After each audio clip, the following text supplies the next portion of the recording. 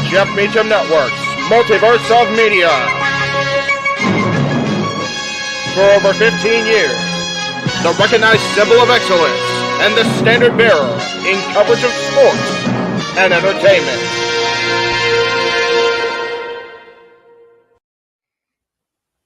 JJ, Jeff, you want to kick this thing off? Because I'm still trying to process everything here. Yeah, it's like, who wants to go first? Yeah, who wants to go first? Well, Come on in. It's open mic night with your host. you could maybe say there's really 4 topics, but it's split into 6. The Renegade, JJ Williams. The Sammy and Eddie Kingston thing, which one's the better smelling turd? And his panel of co-hosts. I am the founder. We'll call me that for today since we're going with the Jeff Jarrett love theme here this week, according to JJ. The West Coast Professor, Jeff Meacham. Karma is karma is karma. That's professional wrestling! Damn it! The Simple Man, Noah Foster. It's showtime! Yeah! How you doing, JJ? How you doing, Jeff? James. Yeah. And the Heeb Man, James Hebert. Imagine Bill Burr, Joe Rogan, Paul White, the Baldies. There you go. It sells itself. God. Get in there. Short his ass and shit the bed. He's not Amber Heard. Give it time, JJ. Give it time. Now, I'm sure Jeff has some stuff that Dumb move. Just don't pull this bullshit again. You get one. Tony needs to stop caring about the ratings. Bradshaw said as long as the ads are in place, we're not going to lose that third hour. Ring of Honor does not have to be AEW Live. They don't necessarily have to coexist with each other. We kind of saw that tonight to a degree. Along with a panel of guests. He is no longer glorious. Don't you bring that up. You want me to rant about what my NXT used to... No, we are done here for the night. I swear, James. Because you never know who may show up for open mic night. I leave our company in the capable hands of an extraordinary group of superstars, employees, and executives. The first thing that came to my mind was, it's about damn time. Amen. I literally touched everybody in the state's trash. So it's horrible, you guys. Peyton's new thing is Dennis the Menace, but it's funny because she calls it Dentist the Medicine. And that's great. When Elliot Taylor came out and did Born for Greatness live, I was popping my pussy, having a great time. I didn't care. I was having so much fun. Sit back, relax, and enjoy the show. Fuck Bill Belichick.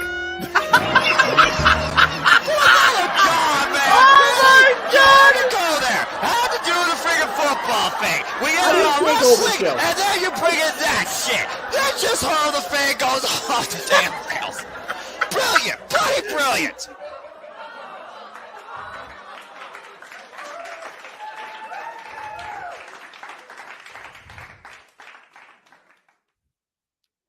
What is going on, ladies and gentlemen? Happy Saturday evening.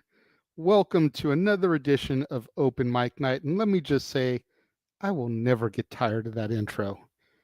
Joining me this week, as always, we've got the Simple Man, Noah Foster.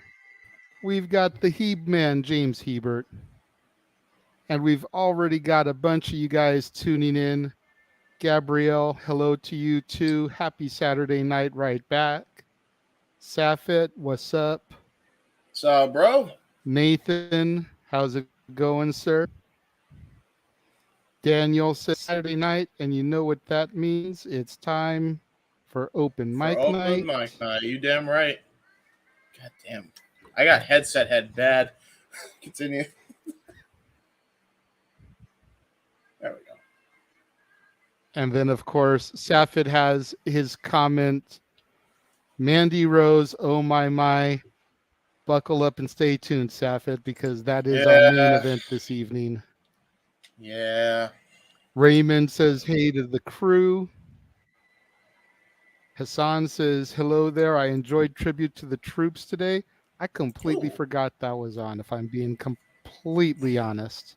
That's because you don't think about Double watching A. WWE on a Saturday afternoon. No. That's right. Double A, the old Casamate, double down with Double A. Aaron the Trucker says hello from Nashville. What's going on, Double A? What's up, brother? Gentlemen, how are you guys doing this fine evening? Well, I had a lot of food. I took a nap because I had an early Christmas party. And that Christmas party was interesting to say the least. And then I passed out. So there you go. That was basically my Saturday. I woke up literally like an hour before to get ready. So there you go. Cool Fair deal. enough. Yeah, Noah, what's pretty going on with you gradual. today, sir? I'm doing well. Just listening to Rihanna by Fleetwood Mac, finishing up some church stuff for the last Sunday morning service of the year. So looking forward to that. That should be fun tomorrow. Creating a pyramid, and overall, it's just been a nice, simple day. Just been watching New Japan Pro Wrestling, Wrestle Kingdoms, hyping up my excitement for Wrestle Kingdom 17, continuing my best with Stardom for the year of 2022, finishing up their 5-star Grand Prix. And, just taking it easy. Again, with the fact that the academic term is now over and my work schedule is lighter, I'm just, and there is no more big time wrestling until the 28th. I'm just literally just taking it easy. Most of my day was just laying in bed and napping, watching wrestling. Simple as that. Nice. There you go. Definitely sounds like always got to get that watching wrestling in there. That's all I watch, dude. Yeah, sure. And for those of you, then you might have noticed that we didn't run trailers today. We're going to do something a little bit different and see how it kind of works out for us. Where as we get towards the top of the hour and the topic is over that we're currently discussing, we're going to roll a trailer at the top of each hour, kind of try and break things up a little bit. Plus, I know the topics we have on hand this evening are going to be intense topics. So I figured the little 3-4 minute intermissions for each video, just enough to kind of lighten the mood a little bit as we roll through the show here today. So the first thing we're going to discuss, we didn't finish it last week because Jeff was on production and he didn't have the graphic. But over the last month, we've been talking about the 10 times that WWE broke our hearts. Right. And we have the final 4 to get through here today. Number 4 being the Eddie Guerrero tribute show. I don't know if you can. What are we classifying at this point of WWE breaking our hearts? Because it's not like they intended this to happen on purpose. I would think, anyway. Right. So, no, I definitely don't think that they meant for it to happen. I think what we were going off of is just that these were like gut-wrenching moments in some way, shape, or form. The moments that really hit us in the feels. It's one of those things this one's definitely it, yeah. Yeah. I was gonna say, like, the news had broken the day before.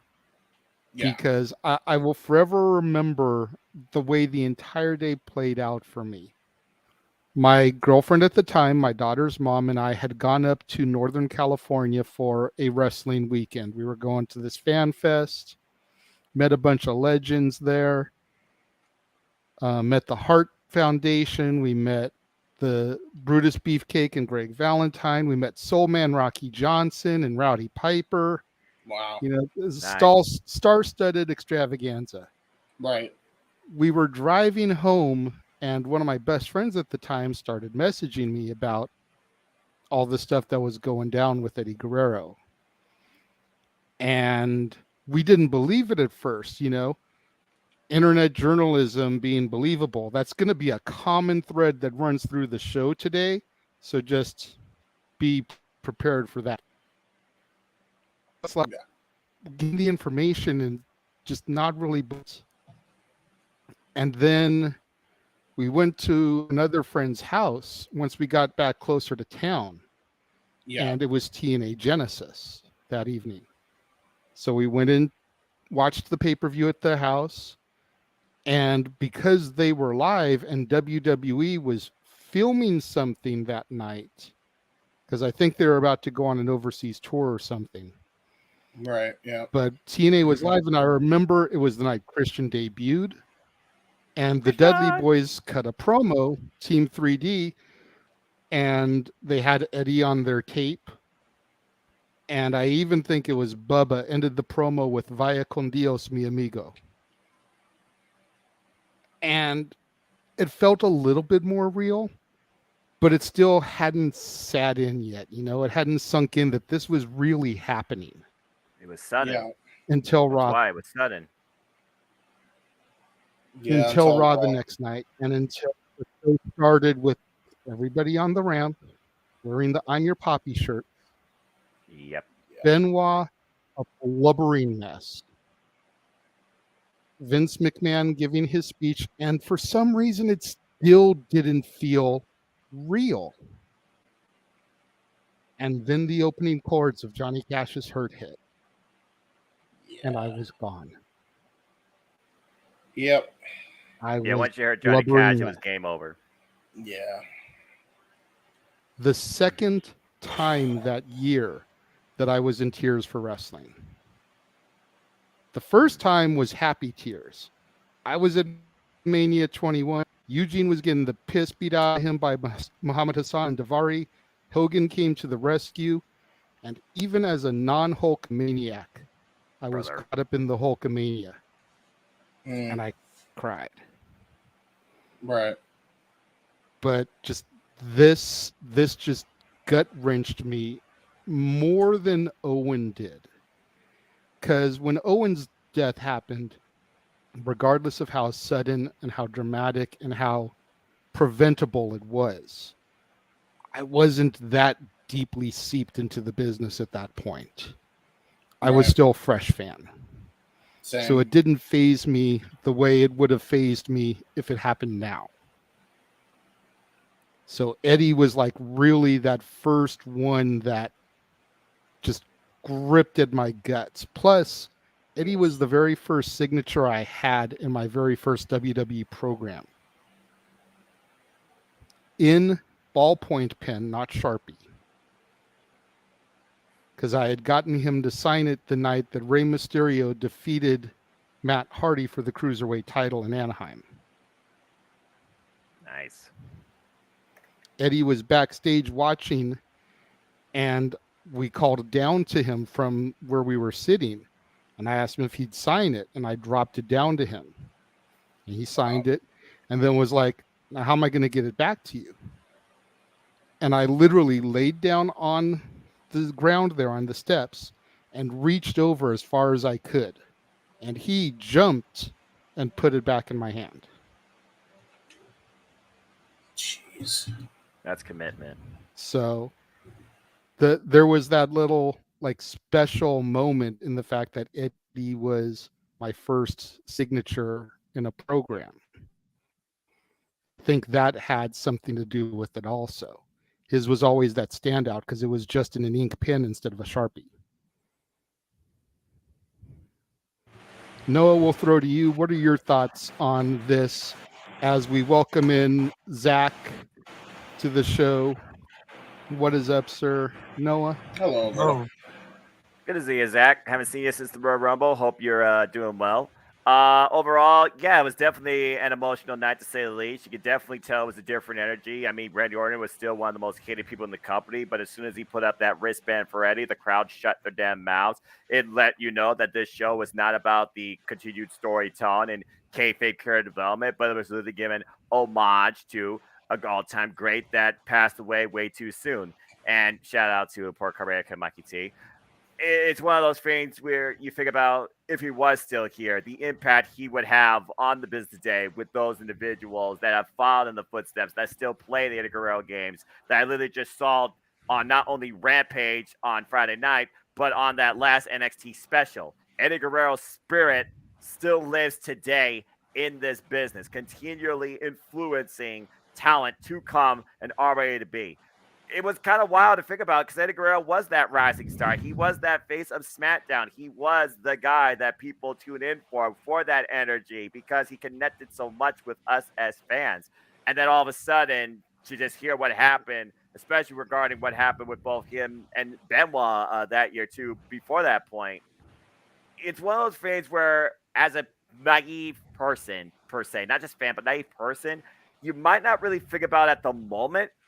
But the longer you go and see the spirit of Eddie Guerrero live on, you realize how much of an impact that really did have on not only you, but the industry. It was a tough Monday Night Raw for me, to say the least. One of the last ones I actually watched and truly cared about, top to bottom. Yeah, I mean, you think about the domino effect. If Eddie's death hadn't happened, would the Benoit end have occurred? Yeah, the Benoit. I'm not sure. It's one of those things that's really way back and forth because. I mean, the only thing with it is like for me, like when it comes to Benoit, is like I think there was a lot more going on with Benoit prior to that. I think he might have been able to conquer whatever demons he was battling if Eddie were still alive. Yeah, that's the point. But it's like, it still comes down to like, he had a lot more going on. Like if you go, not to make this about Benoit, but I mean, you have to like look at everything that happened with Benoit leading up to that point. Also, it wasn't just Eddie passing away; it was, Bubba Rogers dying as well, who was really close to. I think another wrestler of his really close to passed away, like just left and right. His closest confidants just dropping, constant concussions. I'm not saying it was the main factor, like the other idiots are saying, but anabolic steroids, I think, did play a somewhat factor to just create the craziness that it was. I mean, it was a combination of everything. Yep. I lived through both at a really young age. Like, it was one of those things where it's like I wasn't connected to Owen much like you, JJ, but it still traumatized me because unfortunately we saw the pay-per-view where it happened. Oh, wow. We didn't see the thing, obviously, because I didn't show it, but we did. We saw the event and we knew what happened. But I was more young. I was a young 3-year-old kid, 4-year-old kid at that point. No, wait, 99, 4 years old, 5 years old, somewhere around that time. 7 for me. So I was like, I wasn't really into the business at that point yet. I was more casual than anything as a kid. Yeah. I didn't really get into wrestling until Ruthless Aggression era, and Eddie and Benoit were the two top guys for me. And it is the biggest tragedy, both of them gone. And especially the way Benoit died. And when you think of one of the reasons being is because Eddie died.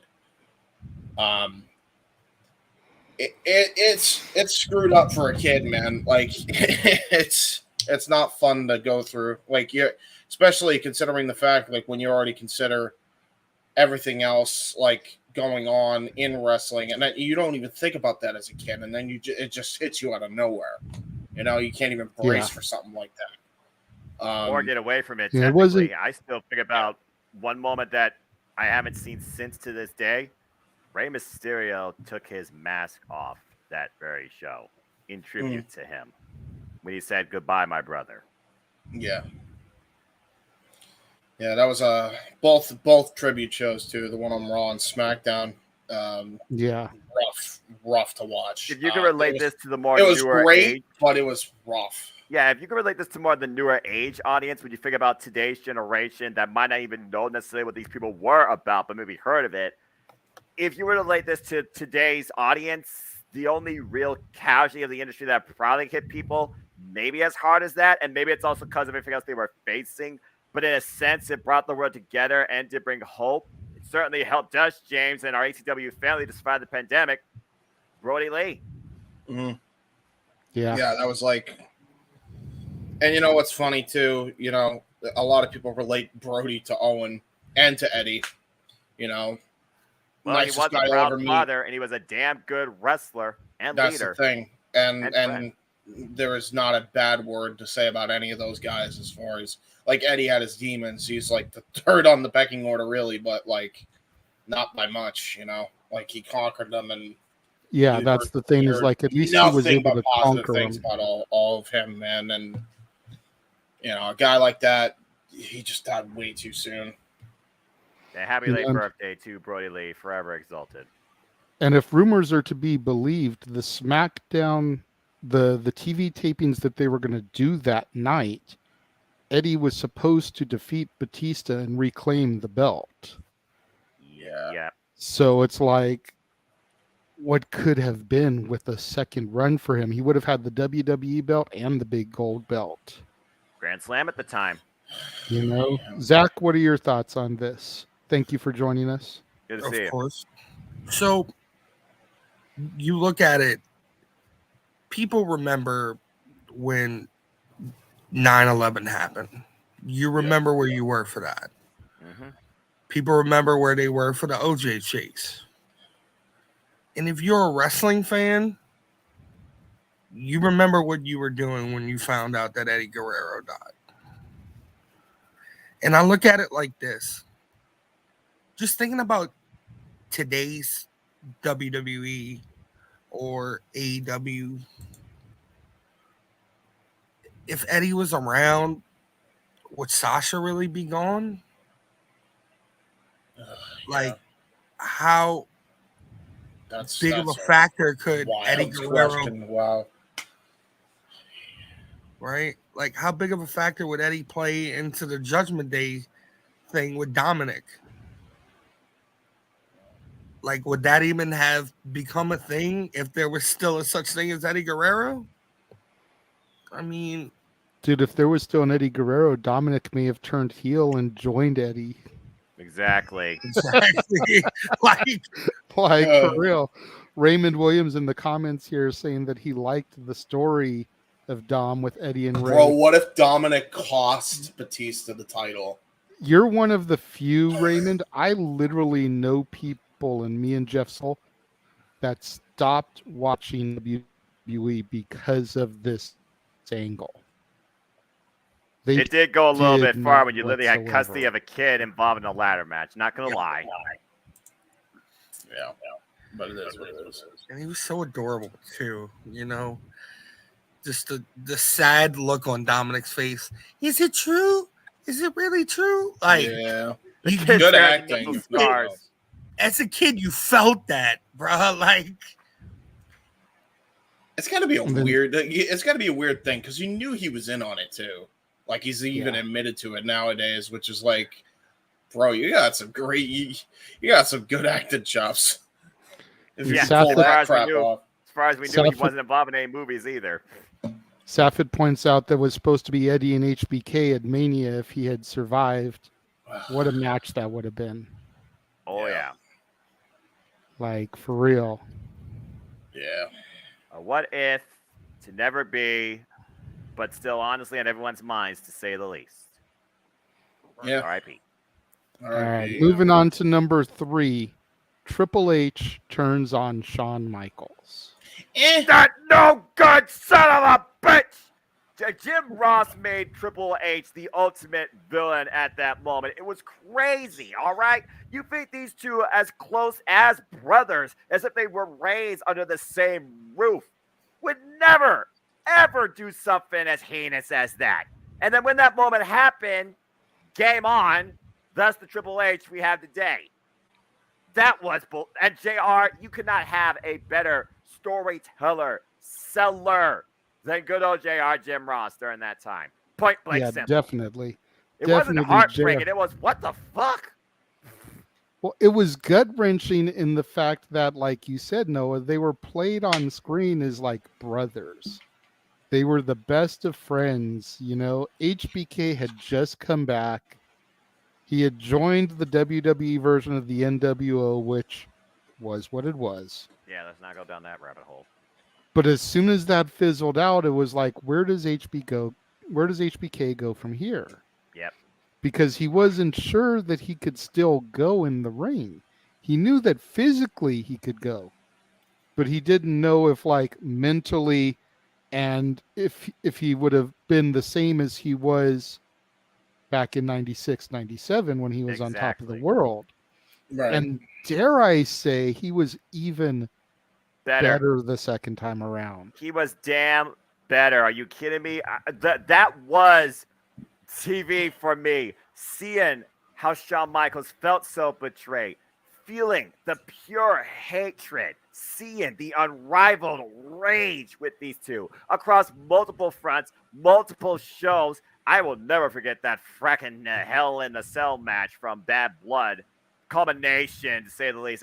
It was a wild ride. And yeah, right now I'm like, you son of a bitch. Back then I was like, what the hell? Because even as a kid, I recognized what truly felt like unbreakable friendship with Triple H and Shawn Michaels. And then that happened. Raymond, what is it that you're seeing that's blurry? What is it that you're seeing that's blurry, Raymond? Let me know. James on this. Yeah. All right, anyway.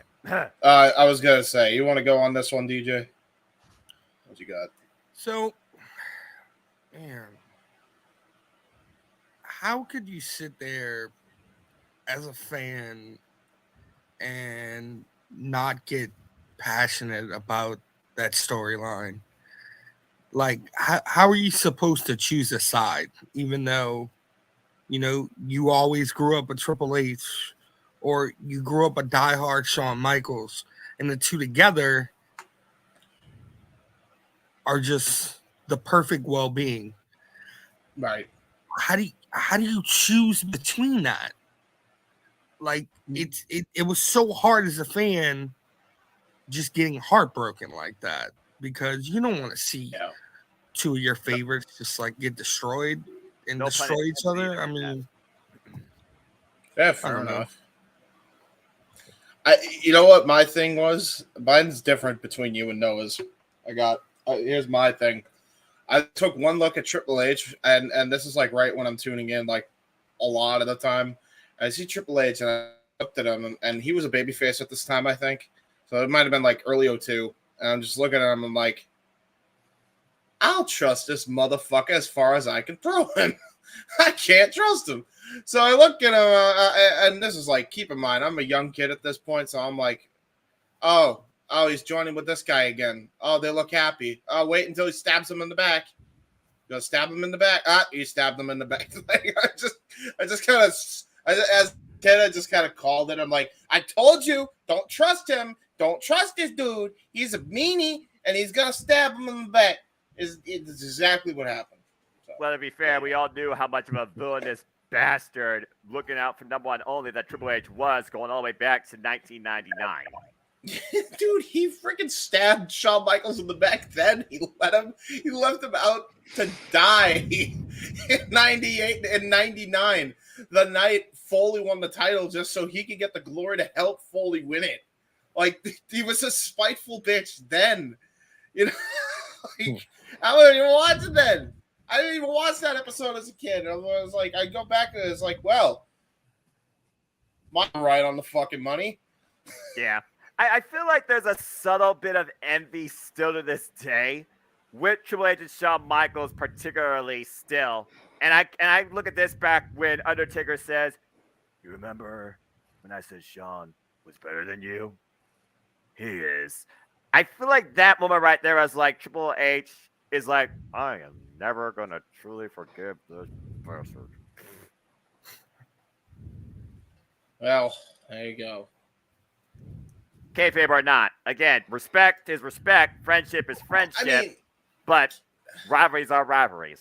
For me, I don't know if it was a heartbreaking moment. I think it was more shocking than anything. Exactly. Shocking more than heartbreaking. I was always a Shawn Michaels fan anyway. Again, still my favorite all-time WWE superstar. I still say Shawn Michaels and Undertaker is the freaking match in WrestleMania history for me. Definitely the match of the streak. There you go. So, number 2, Roman Reigns' leukemia announcement. Yep. This is when you forget that what you are watching, you can't freaking stand the character shoved down your throat, but you damn sure recognize the human life at risk on your screen that still goes out there to dedicate everything possible for your viewing. Yep. Bottom line, you don't have to like WWE, you don't have to like Roman Reigns, you don't even have to like sports entertainment or pro wrestling. But you damn sure don't disrespect the quality of human life. I don't care what you are, who you are, or what you're going through. That is something everyone can relate to, especially when it's something that is lethal to people. Yeah. Thank God so far, he still is in remission. Never will be removed from it, but still keeps going past it. That moment right there turned the whole tide when it came to an audience for the WWE. Oh, and goddamn. then you saw what happened with Seth Rollins and Dean Ambrose, and then you drove the audience away even more. Almost ended badly. Oh, got a concussion. Don't get me started. The Intercontinental Championship program at TLC, James. Don't get me started. Yeah, but yeah, that moment, reflection. The character is not defined by the person. That's a good take. As sad as it is to say, I thought it was storyline when they did that. Like, I thought it was WWE trying to be really, really cheap in getting sympathy for him. Because I knew for a while they were trying to make him a babyface, and it wasn't working. Yeah. Like, they were trying to get the crowd behind him, and it wasn't working. And Vince has done some insane shit over the years. Yeah. You're not wrong. I wasn't sure at first if this wasn't some kind of story to just try to get sympathy for him and to get him over. Hindsight 2020, I feel like a dick the way I thought that way now. But at that time when the announcement came, it was like, is this legit or is this a story? I think, right. I think the idea that people are going to get pissed at people who thought that, because there's a lot of things you could get pissed at people for, especially in the IWC, and there are justifiable reasons to do so, right? Yeah. This isn't one of them. No. It makes sense that you would think, and that anybody would have thought, that they were doing this to fucking get some sympathy for Roman. And you know what? That's kind of what they did. It worked, didn't it? Inadvertently. You know, inadvertently, that's exactly. They knew they had that. They knew if he beat this, he was the guy no matter what. So they had to make it work, even if that meant they got to turn him heel down the road. But they knew they got him sympathy. And that's all they needed. So regardless of whatever happened, you know, it still was real. It wasn't like it was fake. Obviously, the dude went through chemo. But I think both are true. I think the idea is like Roman's speech was real. That whole segment with the Shield was real to sign off on that segment. Yeah. Everything about that was very real, right? Yep. The actual way WWE went about it afterwards, they turned it into profit. And personally, I still to this day find it fucking disgusting. Yep. I do. I think because it ultimately didn't work. It wasn't. All it did was create more division that was unnecessary at that point in time. And Roman was gonna leave at the end anyway if he didn't get what he fucking wanted, which Vince couldn't fucking refuse at that point, because if he did let him go after he announced leukemia, it was going to be a PR nightmare. So, I mean, the actual moment, if you look at it in a vacuum, yeah, absolutely. Sad. And it fucking was heart-wrenching. Like, I remember watching that, and I because I was like, oh, okay, well, obviously he's injured, right? That was what I was what was going in my mind. Like, And the Irish let's gonna see how they cheer, try to they're make like, him a babyface there. Yeah, he's like, And yeah, then- he's off our screens, and then, oh. And then he hits the leukemia line, and I'm like, wait a fucking what? So was that audience. I remember like when as he's saying this, and then him and Seth and Mox are with him on the stage, and they're all crying. I'm like, oh, this sucks. Like, I'm in tears at this point because I'm like, dude, like, regardless of however he was pushed, right? Booking. Dude's on top of the freaking world. He's the number one guy in the company. He's on a roll, having match of the night, even despite all the bad booking, right? Yeah. He's the most reliable guy on the roster. And then this just gut punch of reality hits you, and it's just fuck. Dude, like that sucked. That sucked so bad. Like when he came back, people were fucking elated to see him like beat it. And I remember people like I was happy to see him back. Same. It didn't last long term, obviously, as we saw, but people were happy that he came back, and I think, deep down they don't want it to come back again. No, that's I think the number one thing there. We don't want it to come back again. So yeah, gut wrenching, absolutely. However, fuck WWE for absolutely over monetizing that and capitalizing that like it was some fucking cash cow. Fuck all y'all for that. Sorry. I don't have any respect for anybody that came up with that idea. To be fair, it came particularly from one person who at the end of the day was going to force it no matter what because the show must go on, James. Yeah, well, that worked. Hey, guess what? He's heel now, where he should have been in the fucking first place. Yeah, all it took was a worldwide pandemic. Surprise, surprise, people like him more. Yeah. People tolerate him more. Let's also think about the fact that later on that night, people like Braun Right. Strowman and Paul Heyman still tried to do their jobs, but even they were gut-wrenched that night. It was rough.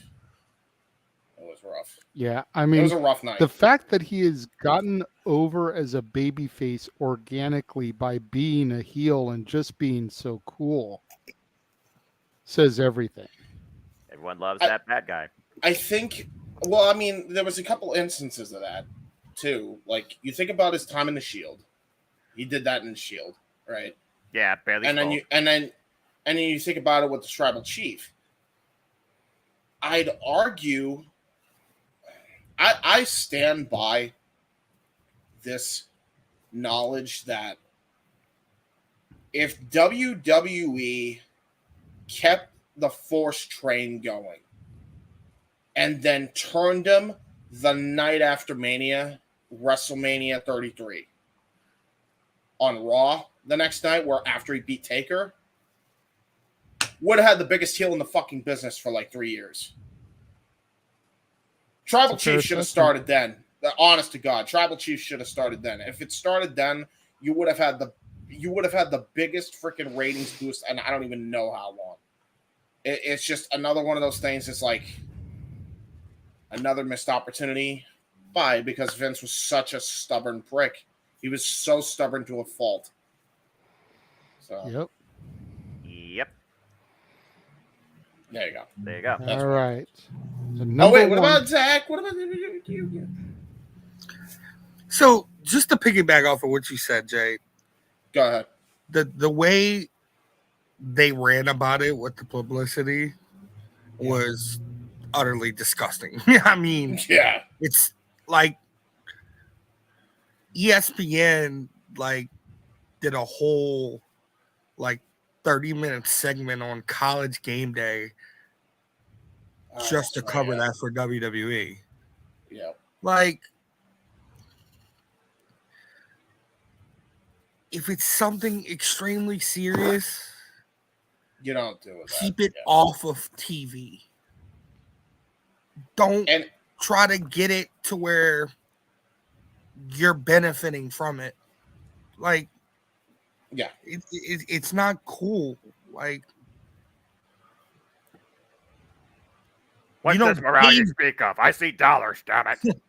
I feel like you lose viewers rather than gaining viewers because they feel like, bro, why would you do this? Like, I don't. Dude.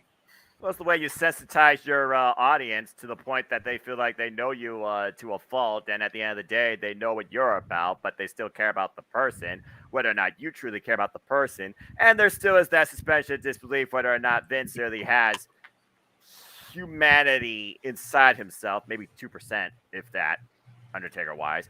But, like milk? Yeah, I see where he's coming from. Like milk? Are you saying Vince has the amount of humanity that is in a fucking milk carton, Noah? Is that what the fuck you're saying? Maybe. Although I wonder if that was reduced at some point. Reduced. That's a good Sure one. isn't low fat. Yeah, low fat too. Yeah, low Or humanity. skim. Yeah, try skim. I don't think he was a fan of almond milk. Ooh. Oh no, almond milk. You'd be like, what the hell is that shit? That's not good shit, pal. Damn it. Well, I don't know. Vince and his grapefruits. Let us not forget, Almond Joy's got nuts. Mounts don't. Mm-hmm. I don't care. Yeah, well, we're also talking about the dude didn't know he was eating a burrito for years. So, I mean, This is the same guy that did not know how to use a freaking phone at one point. Just saying. Anyway. On screen. Where are we at here? Didn't you have one more point, Zach, on this topic, other than the obvious fuck WWE for commercializing it? Just don't bring that to light. Don't do it. Like, unless it's going to, I will say, if it's going to end his career, fine. But it's like that should be when it is. If you know he's going to come back from this, which, by the way, that's another thing they won't tell you. And since it's open, like, I will fucking say this because I know it's controversial, but stop me when I'm telling lies. It wasn't actually that serious. It was beatable. He was told by doctors it was fucking beatable. It wasn't that serious. They caught it immediately. All he had to do was rehab, and then he came back in, 3 months? Yep. Something like that. He came back right in time for Mania. So, I mean, come on. Which made it feel even more like a storyline. Right. It's like, come on, dude. I don't want to point this out to take nothing away from Roman and the talent, but I feel there's another reason why people were sleeping during that match during WrestleMania 35. Yeah. You wouldn't know, James. You weren't there. No, I wasn't there. I mean, thank God. I could have been. I had a chance. I'm so glad I decided against it. 34 is bad enough. Dude, 35, bro? The horror stories of 35, bro. You don't even want to. The only good thing about 35, the Iconics won the tag team titles. There, I said it. Yeah, no, it's not even just the booking. The fact that it was, I don't know, 7.5 hours long. Past the fucking train time. That's airtime, James. Imagine standing in line to go in that building to find your seats. There were people there probably before noon. Dude, a 12-hour day for wrestling. Look. And that is why WrestleMania is now 2 nights. I love wrestling. I don't love it that much, dude. Not for one company, I'll tell you that much. No. All right. Number 1, Ric Flair retires. Yeah, well, in the moment, now, yes. Granted, I was going to say, granted, this has kind of been undone by him going to TNA, having that run, promotion, having his fight again this year, and Jim Crockett promotion.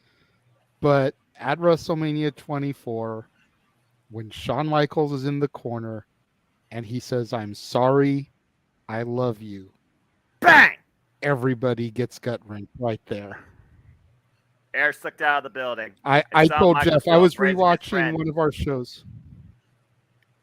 I was rewatching one of our shows earlier today, and I remember saying to Jeff on the air, It doesn't matter what it is. If somebody asks me, what do you think of when you think of WrestleMania?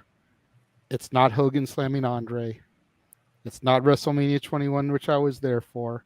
It's not the embrace of Benoit Eddie at the end of WrestleMania 20. It's those 4 words. I'm sorry. I love you. 5 words. I think it's Botch. 5 words. 5 words. No, 1, 2, 3, 4. 5. That's what I think of when I think of WrestleMania. Ha! Yeah. The amount of times that Ric Flair's retired. Right? Wait. Is that accurate? The amount of times that Booker T was WCW champion, sucker. 5 time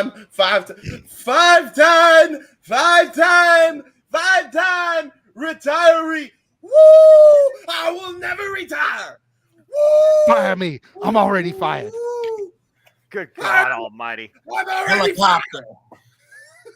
Zach, we'll go to you next on this one.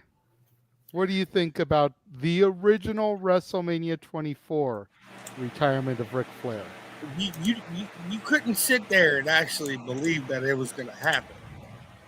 No. I mean, you kind of had a, you kind of had a slimmer, thinking there was a chance, but you could not sit there and believe that he was going to retire. He didn't look like he was ready to retire at all. It's Ric fucking Flair. I mean, he's going to come out of retirement again. Right. Like, mark my words. Mark my fucking words on this podcast. He's going to come out of fucking retirement. You watch. Time step it, folks. And it won't be Ric Flair's last match. My bold prediction for 2023. Ric Flair has final match number 78. If he comes out of retirement, please just no helicopters. Hi, Jeff. Hi. Would he survive the helicopter ride? No, he survived did survive Space the Mountain. Ride. Woo! He did survive Space Mountain. Jeff, where'd you go? Jeff, you're frozen. What the fucking face to freeze on? That's a great thumbnail for a technical difficulty. That is the best face ever. What a face to freeze on. It's like, my name's Jeff. Please stand by. Stand by. Oh, there we go. Yeah, how's that? Is that better? Yeah, way better. Okay. All right. You got something to say. Go on. Well, no, I was just I went to the stream on YouTube and saw you guys talking about Flair's last match, the original first, maybe I forget what number it was last match, but I was there, so I figured I'd come in and say hi real quick and say my memories are awesome and I wish it had been the last memory, and it sucks that it's not. So there you go. Fair enough. Is that all you're here for? Yeah, pretty much. See you, Jeff. Bye, Jeff. Bye. Yeah, we're still into the we're not even halfway through the game yet, JJ. So it's kind of one of those. I was on my way to the elevator, heard you guys talking about Flair. So okay, I'll pop in and say hello real quick. Hey, like, there you go. James, his name is on the marquee. Does he need a reason to pop in? For real? Exactly. That's right. Well, I don't see my name on the graphic here, other than the tremendous open mic night thing that came out of the letters I used for Hollywood. So no, it's okay. It's all good. It's all good. So perfect. That's great. Yeah. But yes, again, thank you all for doing the awesome job you guys always do here in my absence. I will be there on Friday, as I know Noah will. So, Oh, shit. Oh, yes. Hopefully you'll be able to rejoin us before we go off the air. That is the plan. But Noah, just remember, if all else fails, I'm not there tonight. I'll be there on Friday. You can count on Noah too. There we go. We'll get there. We'll get there in the plugs. We'll get there in the plugs. That was the best. That's a moment right there. Face frozen for like a solid minute. Hi. For real, we need to screen cap that image and turn it into a please stand by. Phenomenal. Oh my God! Yes, Noah. Yes. Noah, what are your thoughts on Flair's retirement from Mania 24? Okay, so getting back to wrestling, it was weird. It was one of two last WrestleManias that my mom and I actually watched together on pay-per-view because while she fell out of the business before 2000, she still recognized and remembered the name Ric Flair, and Shawn Michaels and Triple H were always her people, especially Triple H when he had hair. instead of the bruises from my arm every time. Are you saying she wasn't? Are you saying that your mom said Triple H was not her people anymore when Triple H shaved the bald? That's correct. Oh wow. Anyway, yeah.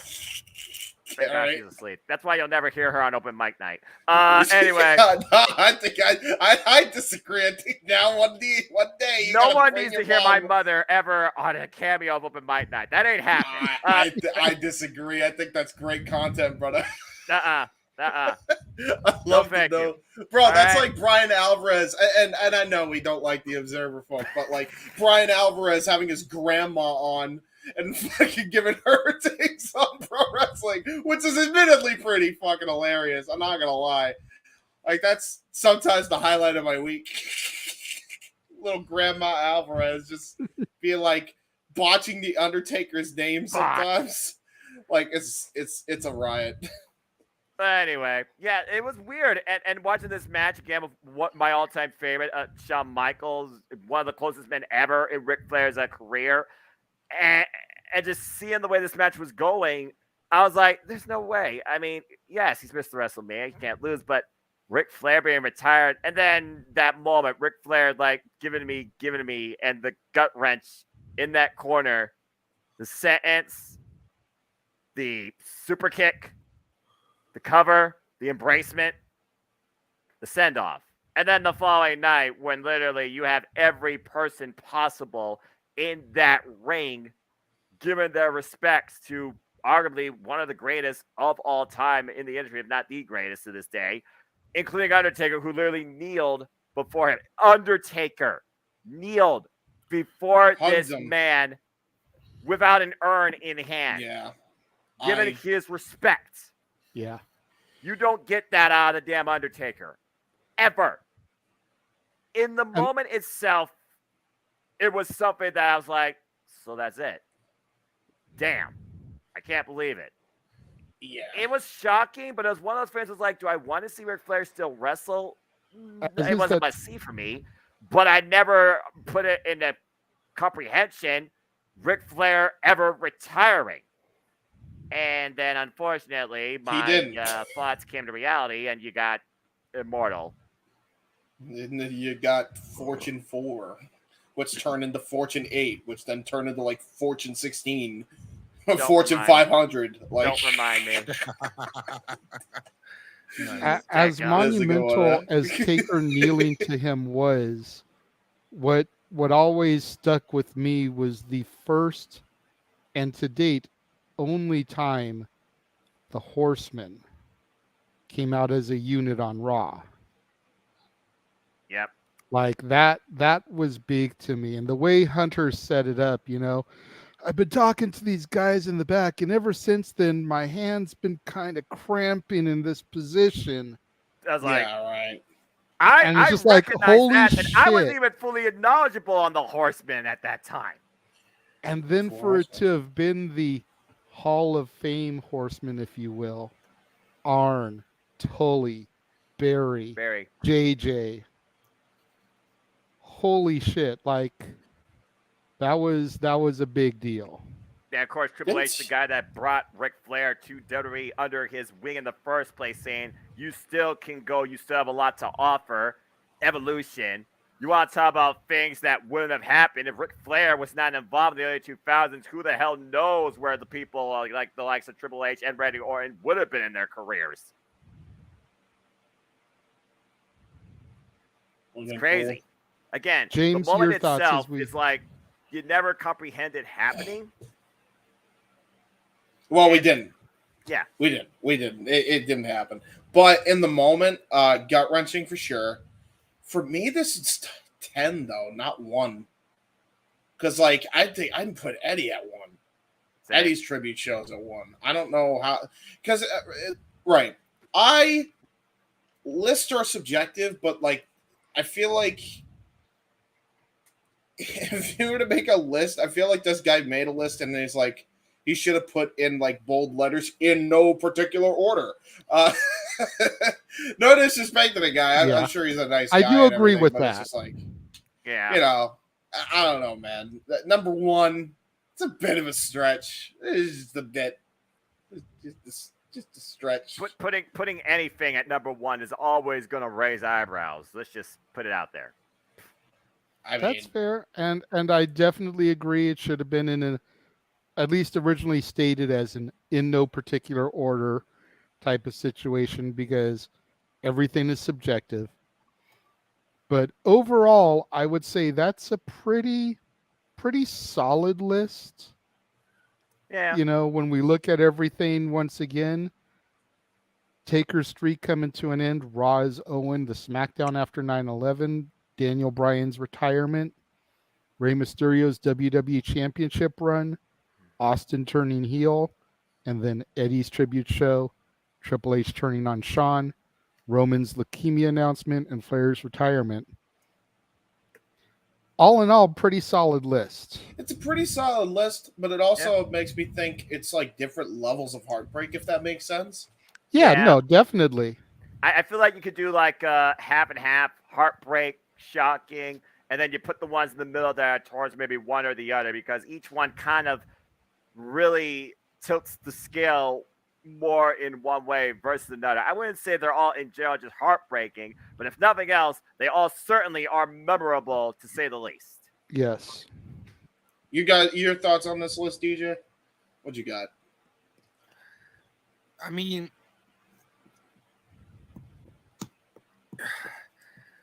Ric Flair. I mean, can you really put that in this list, though? I mean, if you're talking about just moments in a vacuum, I'd put it at number 10, but not one. Moment. He's a moment. If we're talking moments in WWE only, yes, that's 10.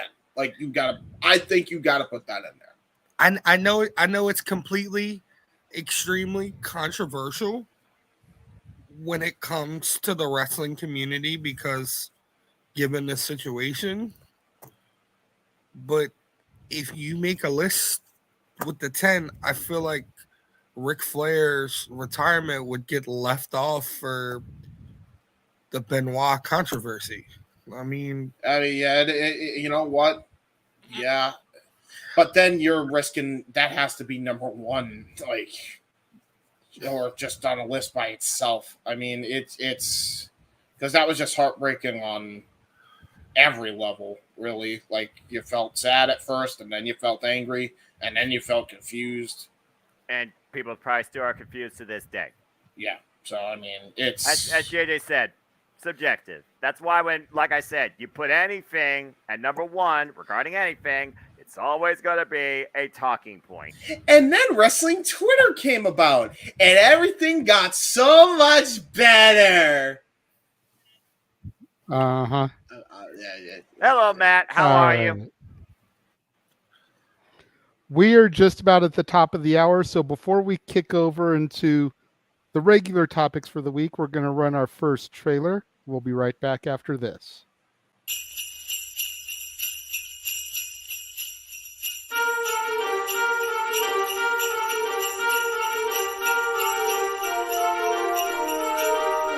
Ho, ho, ho! Merry Christmas!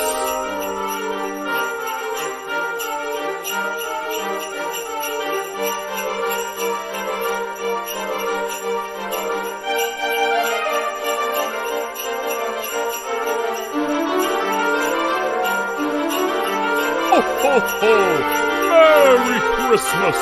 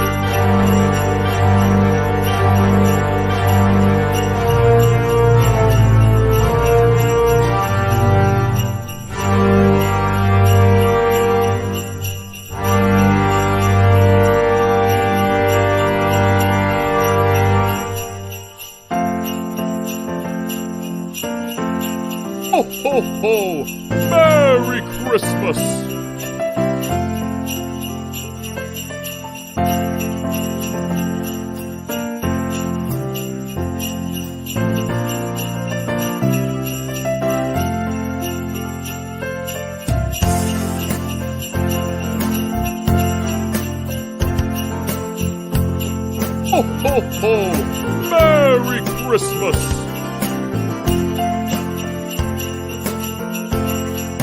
Ho, ho, ho! Merry Christmas!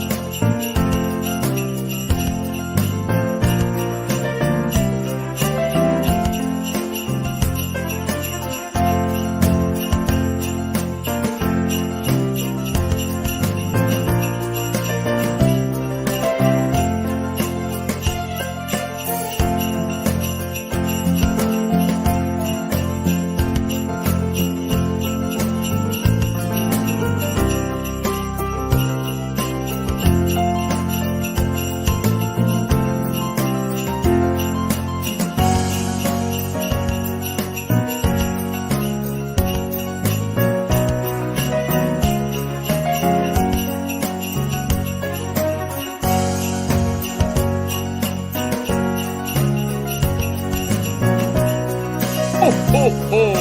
Merry Christmas!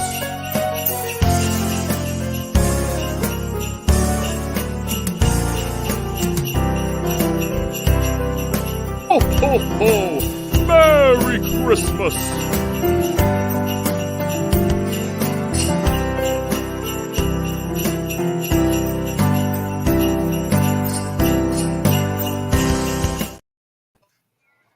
So there we go, folks. If you have not been tuning in to Renegade's reviews this month, that is what has been airing so far and what is still to come the rest of the month. We just wrapped up our week-long salute to Scrooge this week. 7 different tellings of the A Christmas Carol story, plus new release Saturday, the Apple original film Spirited with Will Ferrell and Ryan Reynolds. A modern musical take on the story. Been good stuff so far. Why did Daft Punk have to break up this year? That's Alrighty here. Coming in as our first of... What was that? Nothing. Continue.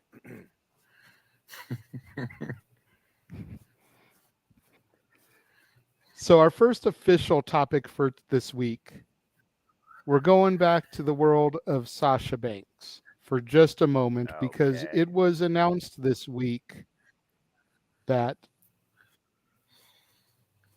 according to Frightful's Genre Sap, Banks was in fact granted her release over the summer, but it included a clause that wouldn't allow her to appear in any wrestling-related events until January 1st, 2023.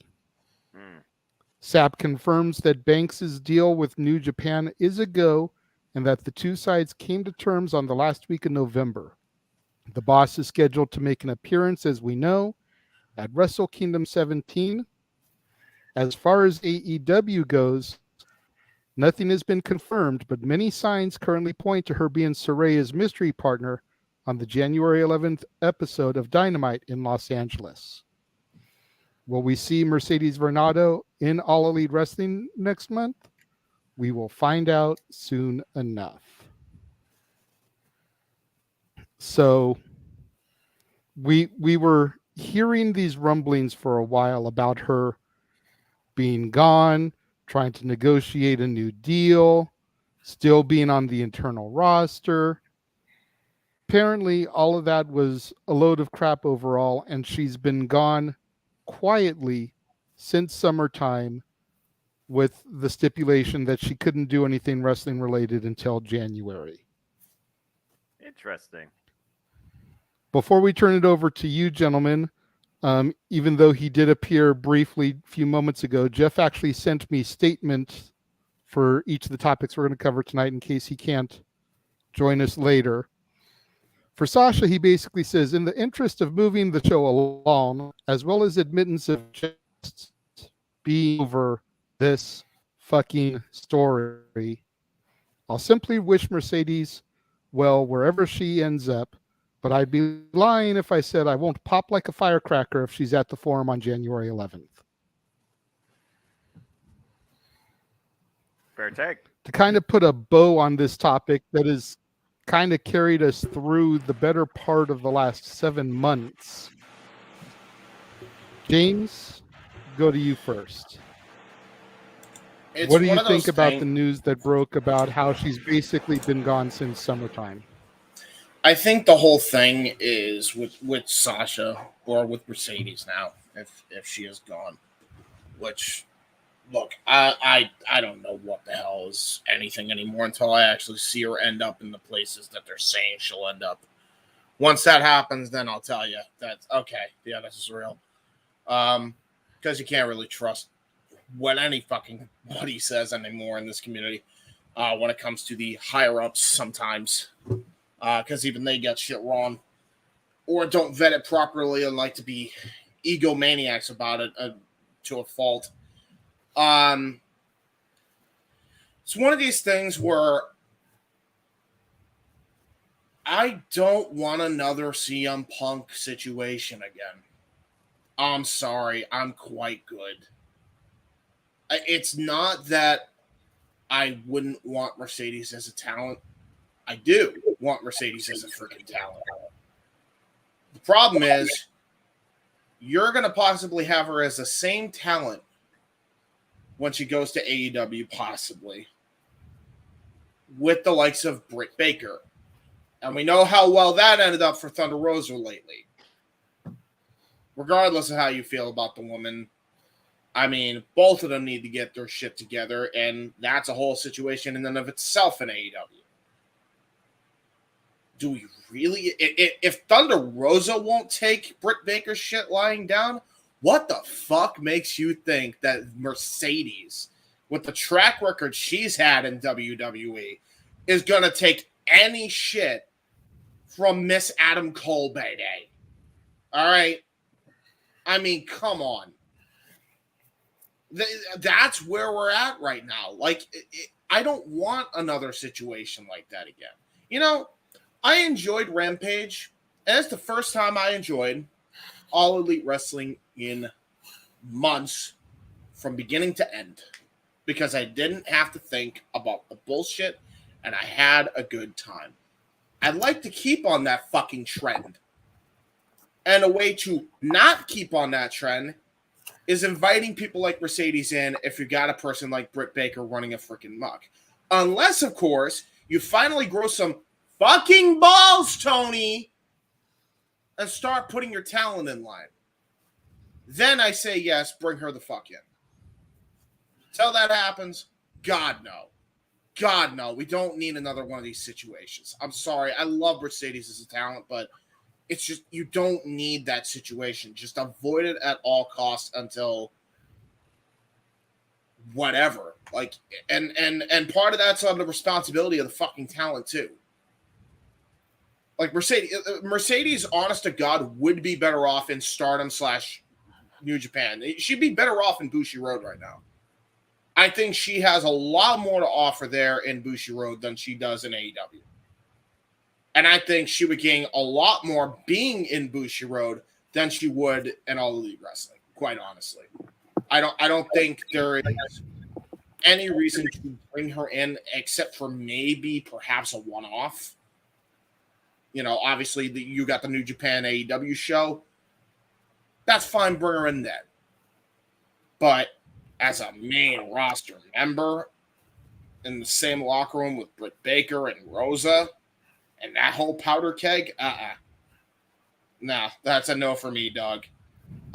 Keep her in New Japan, keep her in Stardom, have her compete for the Stardom title, the IWGP Women's title. That's fine by me.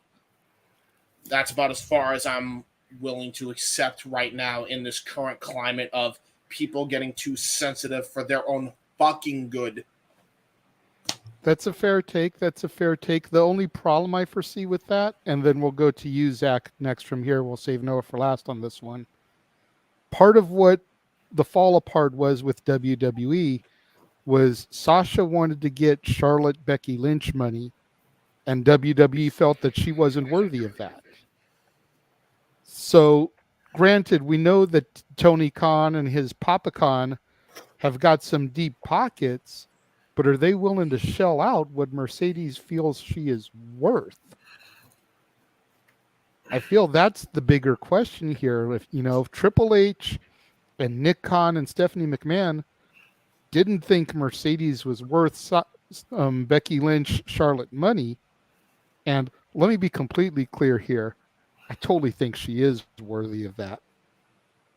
But if they feel like she's not worthy of that money, is Tony Khan going to pay her that much?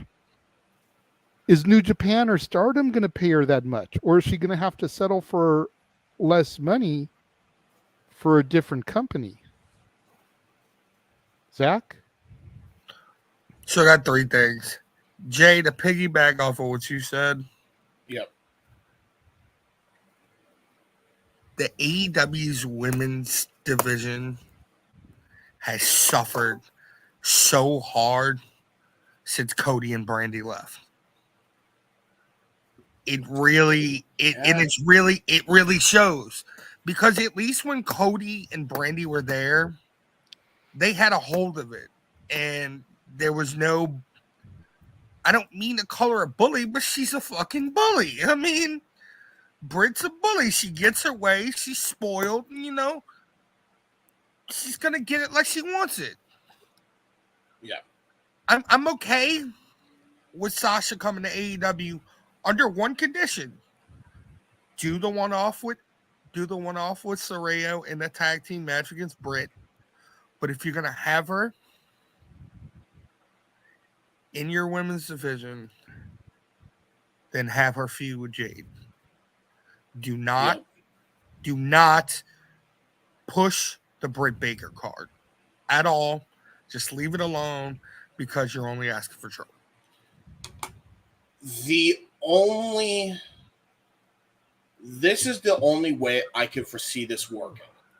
And I actually pitched this idea. I don't even know how long ago. I'll piggyback right after you, actually. Because I recommended a booking idea ages ago where Sasha actually joins the baddies. And Jade Cargill kind of becomes the Carl Anderson to what AJ Styles was in the Bullet Club.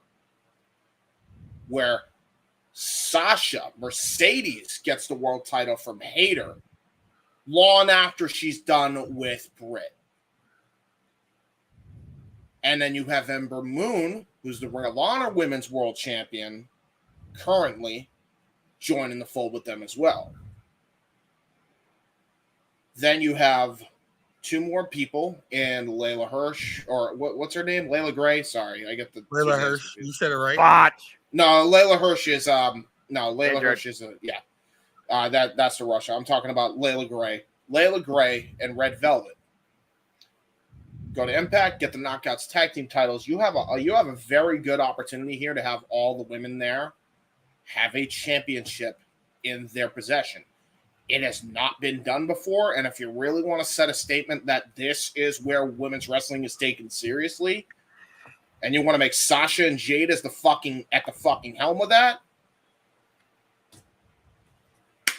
yes, Mazel Tov, please. I'm all for that. Just please, for the love of God, do it after Jamie splits from Britt. Please, for the love of God. I agree with what you're saying. Like, that's a fucking powder keg. If Britt gets on the bad side of Sasha or vice versa, that's gonna make the whole Hangman Punk fiasco look like it was fucking, it was just some field trip, all right, in elementary school. Like, this is gonna be a complete freaking nuclear war about to happen verbally. We don't need that again. We just don't. So, next. I got to say, for the record, I want her to get close to Sammy Guevara just because I want to see Mercedes beat the piss out of Ty. But that's a whole other story. I'm a fan of. Actually, I was a fan of the Ty. Well, I still am. They grossed me out on Friday because they kissed with John Moxley's blood all over. I didn't like that. Spoiler alert for you, JJ, when you watch it. That was kind of gross. I don't spoil the winner, but that did happen. So the squeamish look away. I did that as a favor for everybody involved. If they haven't watched the show, it's thank you, James. You're welcome. I probably would have fast forwarded that anyways. Yeah, I wish I could have. To be fair, I wouldn't. I wouldn't fast forward it. The match rules. I will say the match fucking ruled, but turn away from that part. Every time they're about to kiss, turn away. Fair. That's all. That's my recommendation. Does it look with this? Does it have to be Jamie's title, or do you bring another girl into the faction too, and have her win the ROH title from the other Mercedes? Well, Mercedes isn't the champion anymore. It's Athena. Well, oh yeah. Yeah, so that was too much, James. I agree. Will it get them canceled? What, as in like the? I'm not. I don't think it would get the. Oh, you're talking about the Sasha and Britt. No, I don't think it would get them canceled. But I mean, look. Even though their numbers are dwindling, they've survived the bullshit that happened before, fine, and they're probably going to in all likelihood, right? Like Tony Khan and Nick Khan, or Tony Khan and Shahid Khan have so much fuck you money that I very much doubt that AEW is going to be in the pits anytime soon, right? Ooh, I don't think that's going to be an issue. I think the issue is how many more of these fucking issues do we have to deal with before you finally get the hint and they just get like a 0.40 every week on Dynamite and they get Rampage numbers, you know. So it's that's my thing with it. I want to put this in perspective. This is coming from a person who actually likes Mercedes as a talent. I just think there's a lot of, with what you have already dealt with in Punk, which, by the way, Punk was getting way more fucking money than Sasha Banks ever was demanding for. Like, let's not even fucking stunt. And we saw how well that went, you know? So it's like, do we need to go through that again?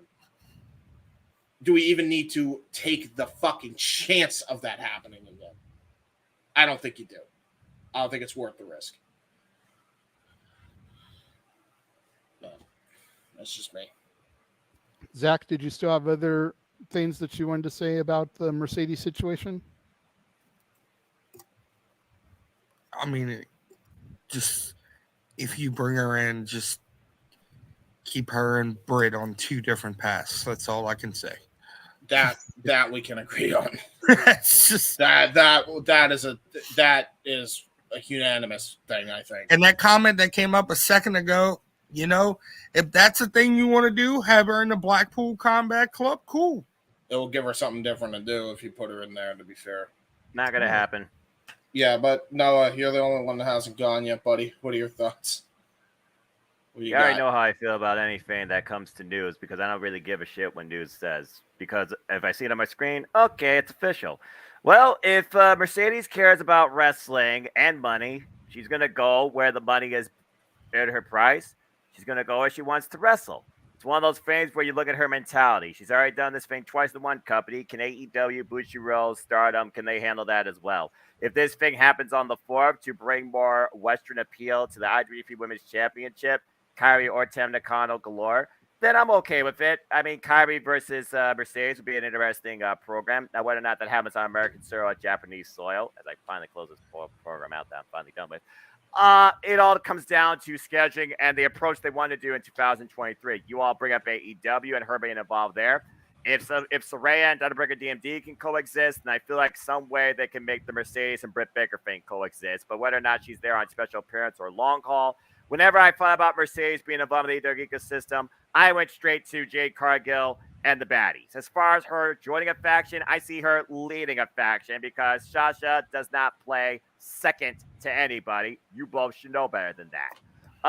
That being said, let's see what happens come January 4th. As long as she's in a better mental state and you believe what you're worth, that you should be getting this and you get it, hey, she's happy. That's what matters.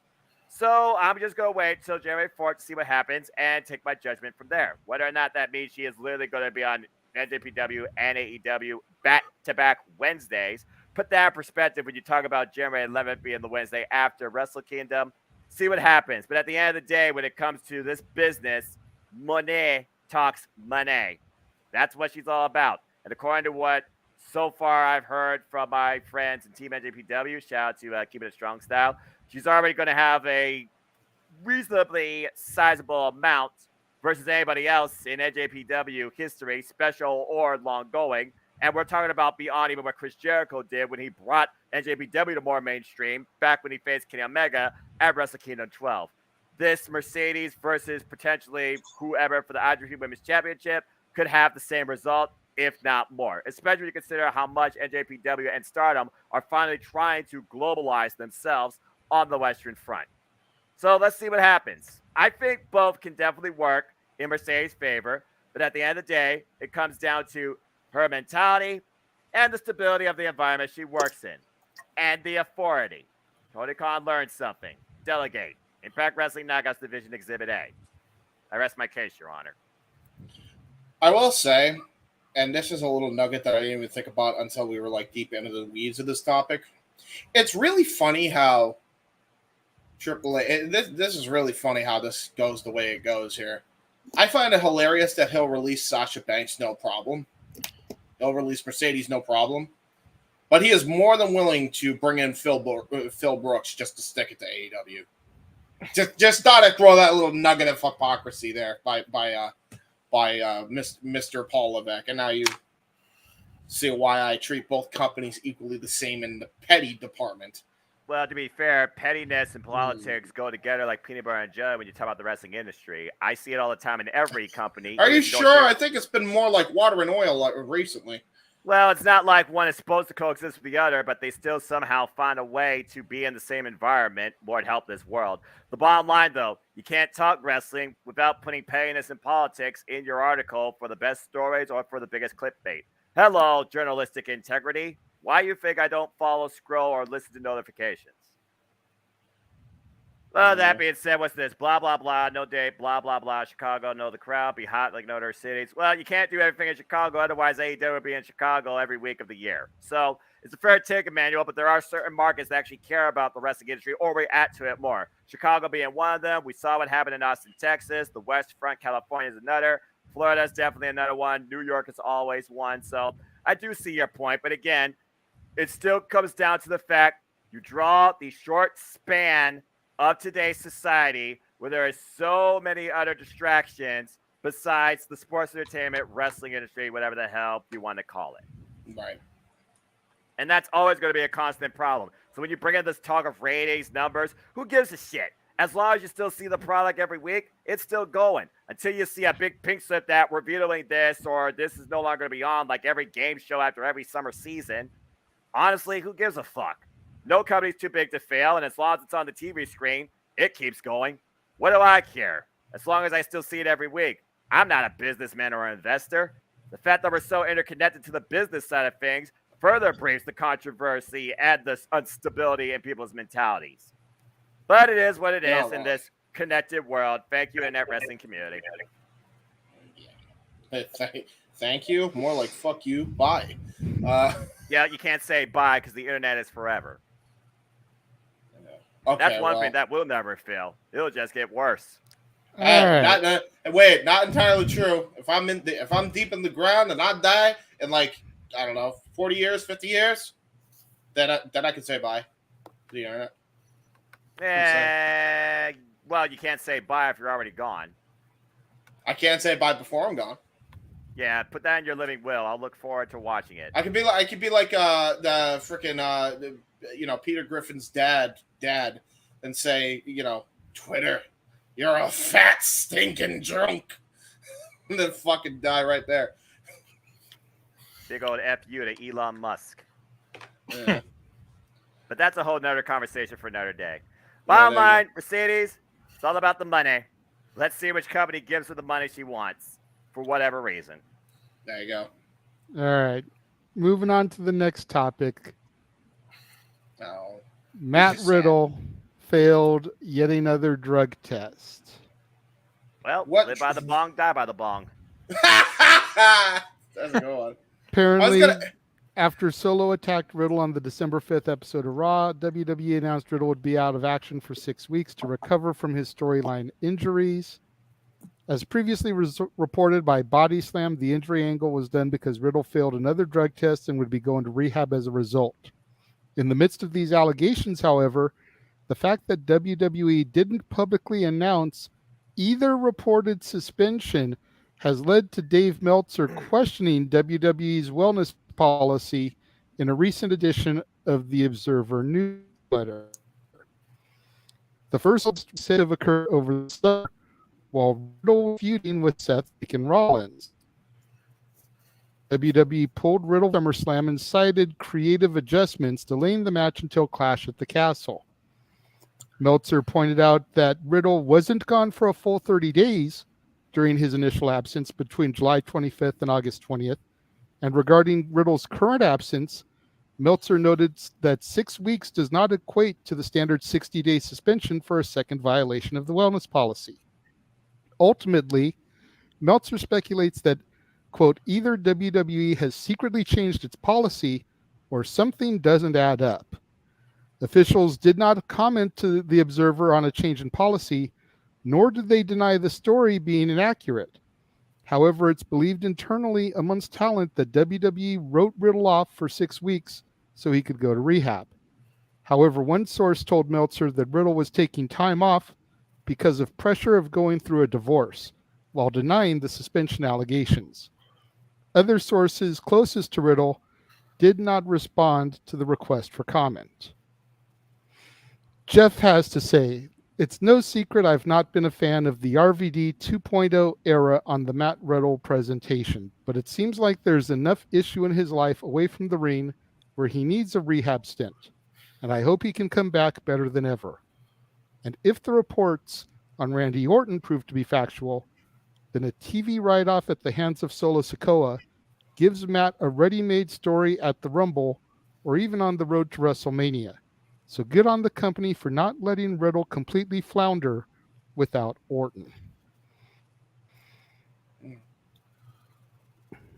So my problem is the second violation, non-60-day suspension part. And this is going to come back later on this evening when we get to the main event and other actions that could have been taken in the midst of what ended up going down. But if you're going to fail the wellness policy and you only get 6 weeks off so that you're back in time for the Rumble and everything, what are we saying about the talent here? It's like, why should I take your wellness policy serious anymore? Right. And I mean, Noah, you finished us off last time. Actually, Hold on, James. Let me throw to Noah first. He finished last time. What are your thoughts on this, Noah, and Matt Riddle's skin violation in less than a year? I mean, it's one of those things. If you don't learn from your past, you're doomed to repeat it. And personal situations aside, which also probably don't help with the matter. I mean, if he's continually doing the same thing in a short period of time and not appropriate action is taken, then it's one of those things where it's like the show goes on, you're another cog in the machine. It's one of those things where I feel like now if he does it one more time, he might be terminated. But the fact that they kind of use this approach to keep a program going, even if it was delayed, it also shows that it's like, okay, you did one minor mishap. You made a mistake again. We're not going to necessarily hold it against you as long as you still carry out your plans. Russo. So it's odd, but I feel bad for the guy. At this point, again, he is his own worst enemy. I would like to think, again, this comes from a morality and mortality standpoint. Even if Triple H is petty, I don't see him as the same person as Vince McMahon. Also, thank you, Emmanuel. Appreciate you. It's one of those things where it's like, I just don't know. Riddle to me has always been one of those that I just have always looked at in a different way because of his past. And we all know what he does outside the treehouse, probably why they brought that segment back in Not My NXT. I hope that he figures things out, and when he comes back, it's a better bill of health and a better, stable mind. That's really all you can say at this point. The way that WWE is approaching covering this, as far as, making Meltzer continue to guess and play inquirer, that's just, working the dirt sheets because clickbait, publicity, conspiracy theory. Jesse Ventura is not on the case, though. It's weird, but there is certain ways that they could have handled this without using a 6-week stint just to build him back into the Royal Rumble to go up against Solo Sikoa, which ultimately was, I think, is going to happen. I just hope he gets better. James, go ahead. You were trying to jump in first after this one. Go ahead. I just don't. I don't know what is going on. I know Riddle's dealing with a lot, but I feel like, what drug is it?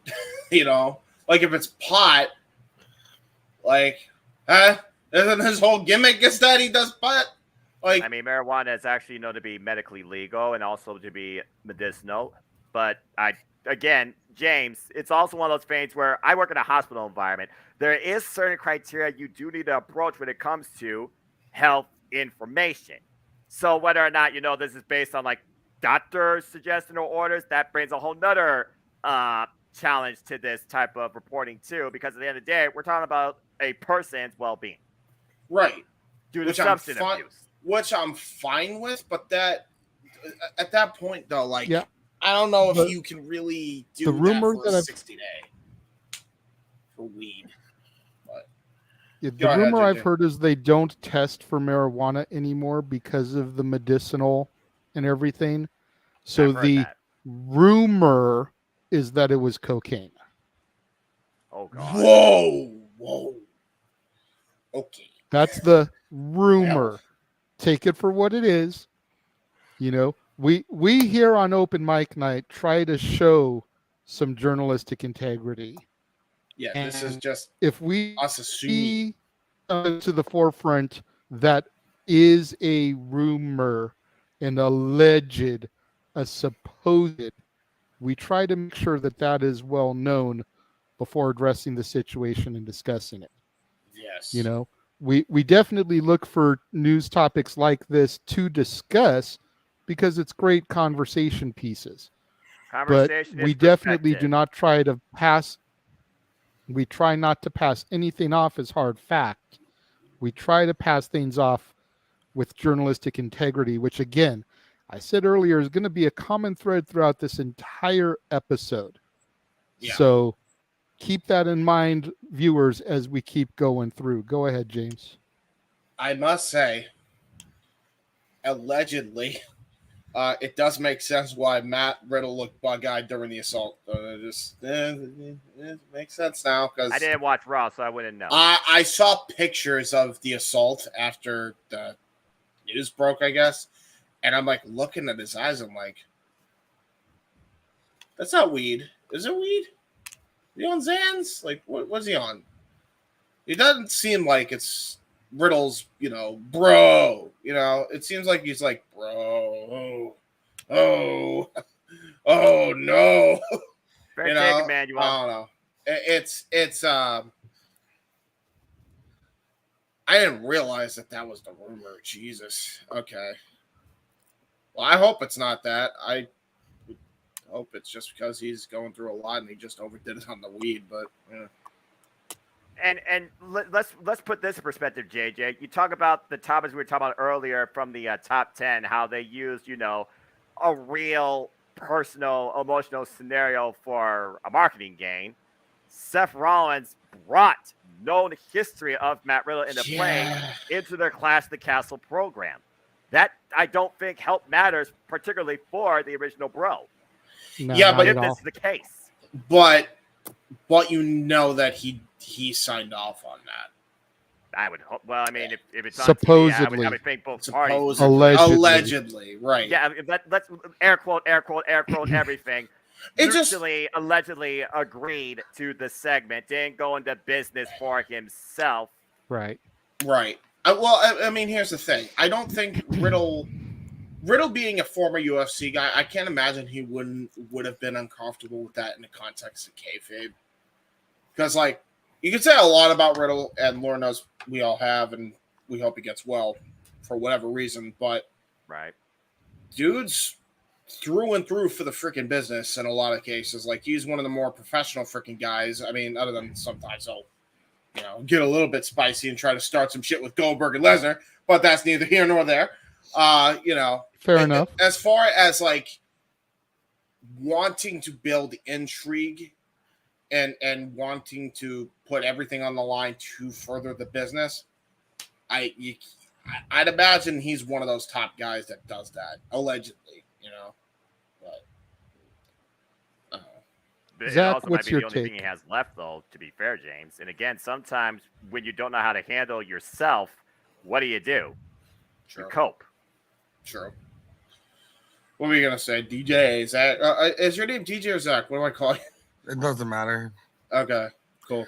So when it comes to this, it has to be something else, because you absolutely positively cannot test for weed anymore. No one does it anymore. Really? All sports, all major sports organizations in the last year have come out and straight up said, we are no longer going to test for marijuana. That's news to me. Except for one. That's because, they're old school, which is baseball. But, that's wait, isn't you wait, no, because actually two, because you forget USADA does that too, because that's why fucking Nick Diaz has been gone for so way too goddamn long now. But I digress. Continue. Right. So if it's cocaine, allegedly. Right. Don't worry, I got you covered. Does this not to bring up another person, are we looking at a Jeff Hardy situation here? I mean, yeah. I personally don't think it's gotten to that level. I don't think so. Again, I don't think it's gotten to that level. Jeff had years of doing supposed abuse. Yes. Yeah. Not even supposed. Granted, confirmed. this is twice in. Granted, this is twice in like 5 months for Riddle, but Jeff had years of drug problems and getting clean and falling off the wagon, and getting clean and falling off the wagon. Relax. And the shit in the ring with Steen and TNA, and the walking out of the match at WWE, and the shit at freaking AEW. Like, this is a long-term thread with Jeff Hardy. Whereas this is for Riddle. Oh yeah, Riddle, and when you think of everything he's been through in his personal life lately, doesn't help. I can understand it to a degree, but like Noah just said, it doesn't help things any either. But he's had a rough 2022. Yeah, when you don't know how to handle something, what do? You cope. But how do you cope? You seek a source that necessarily you think will help you through it. At the end of the day, it could literally destroy you. And Randy probably was that guy for him. And you figure how long Randy's been out, and both these things have happened during Randy's absence. And Randy get well soon. So Randy very easily could have been his sponsor, for lack of a better term.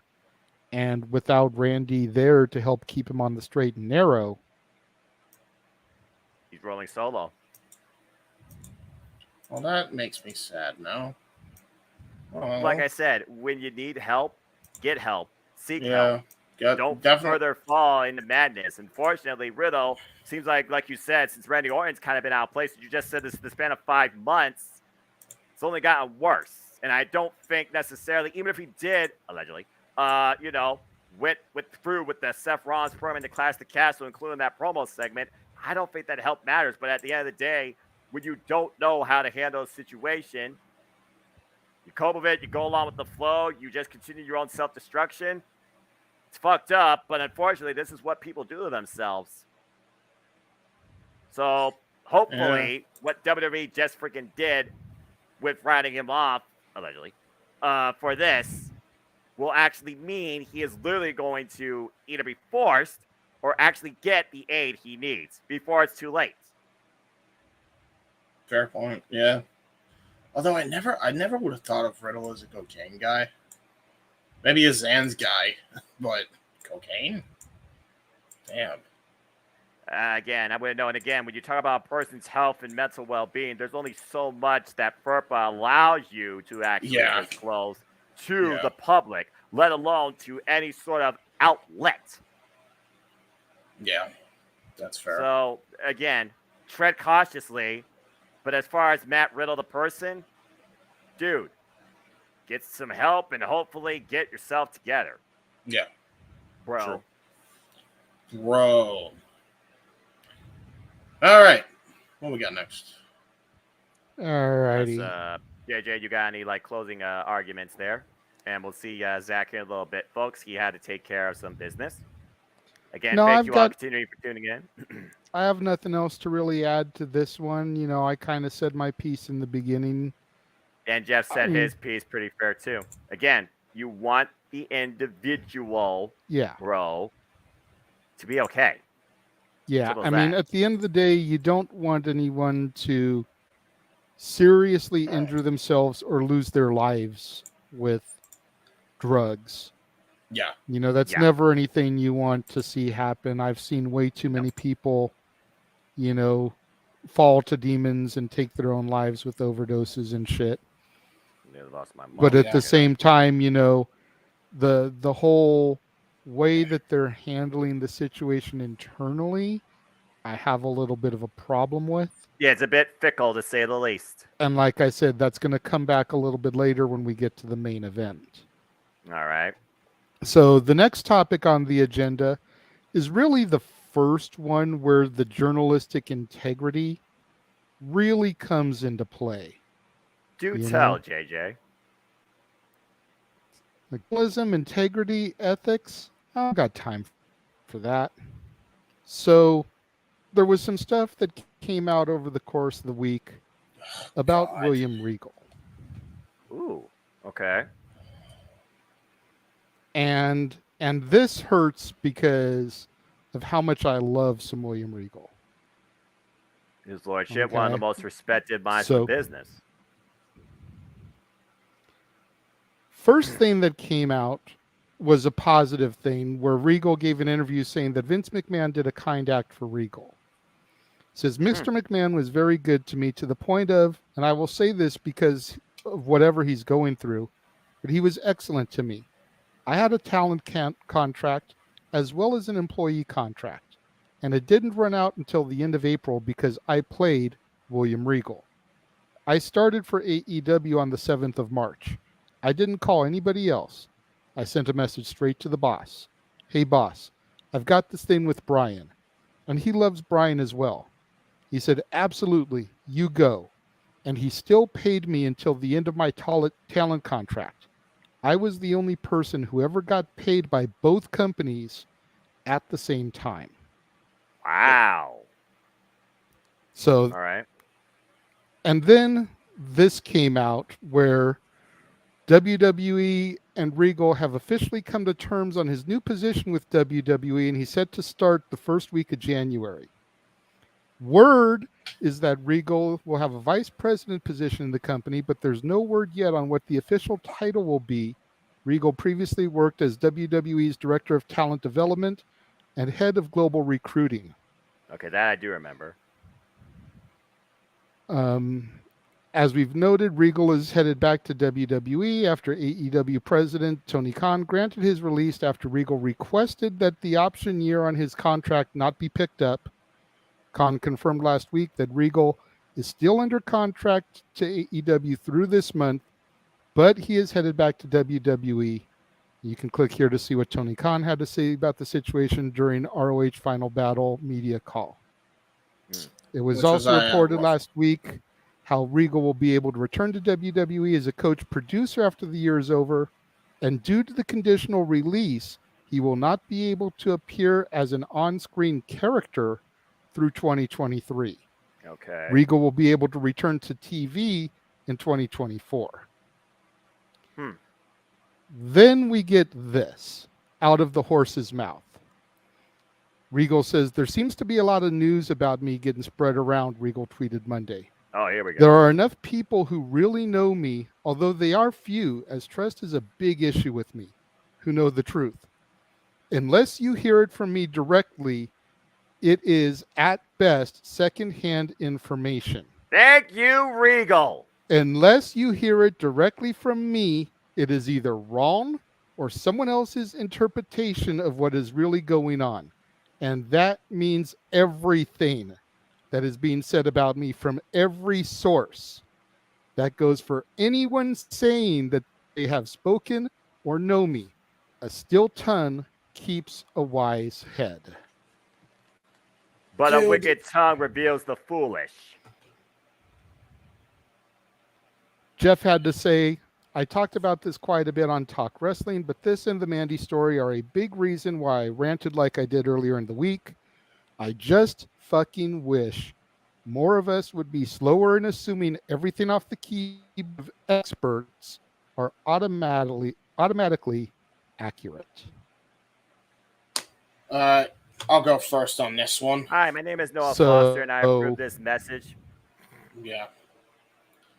I'll go first on this, JJ.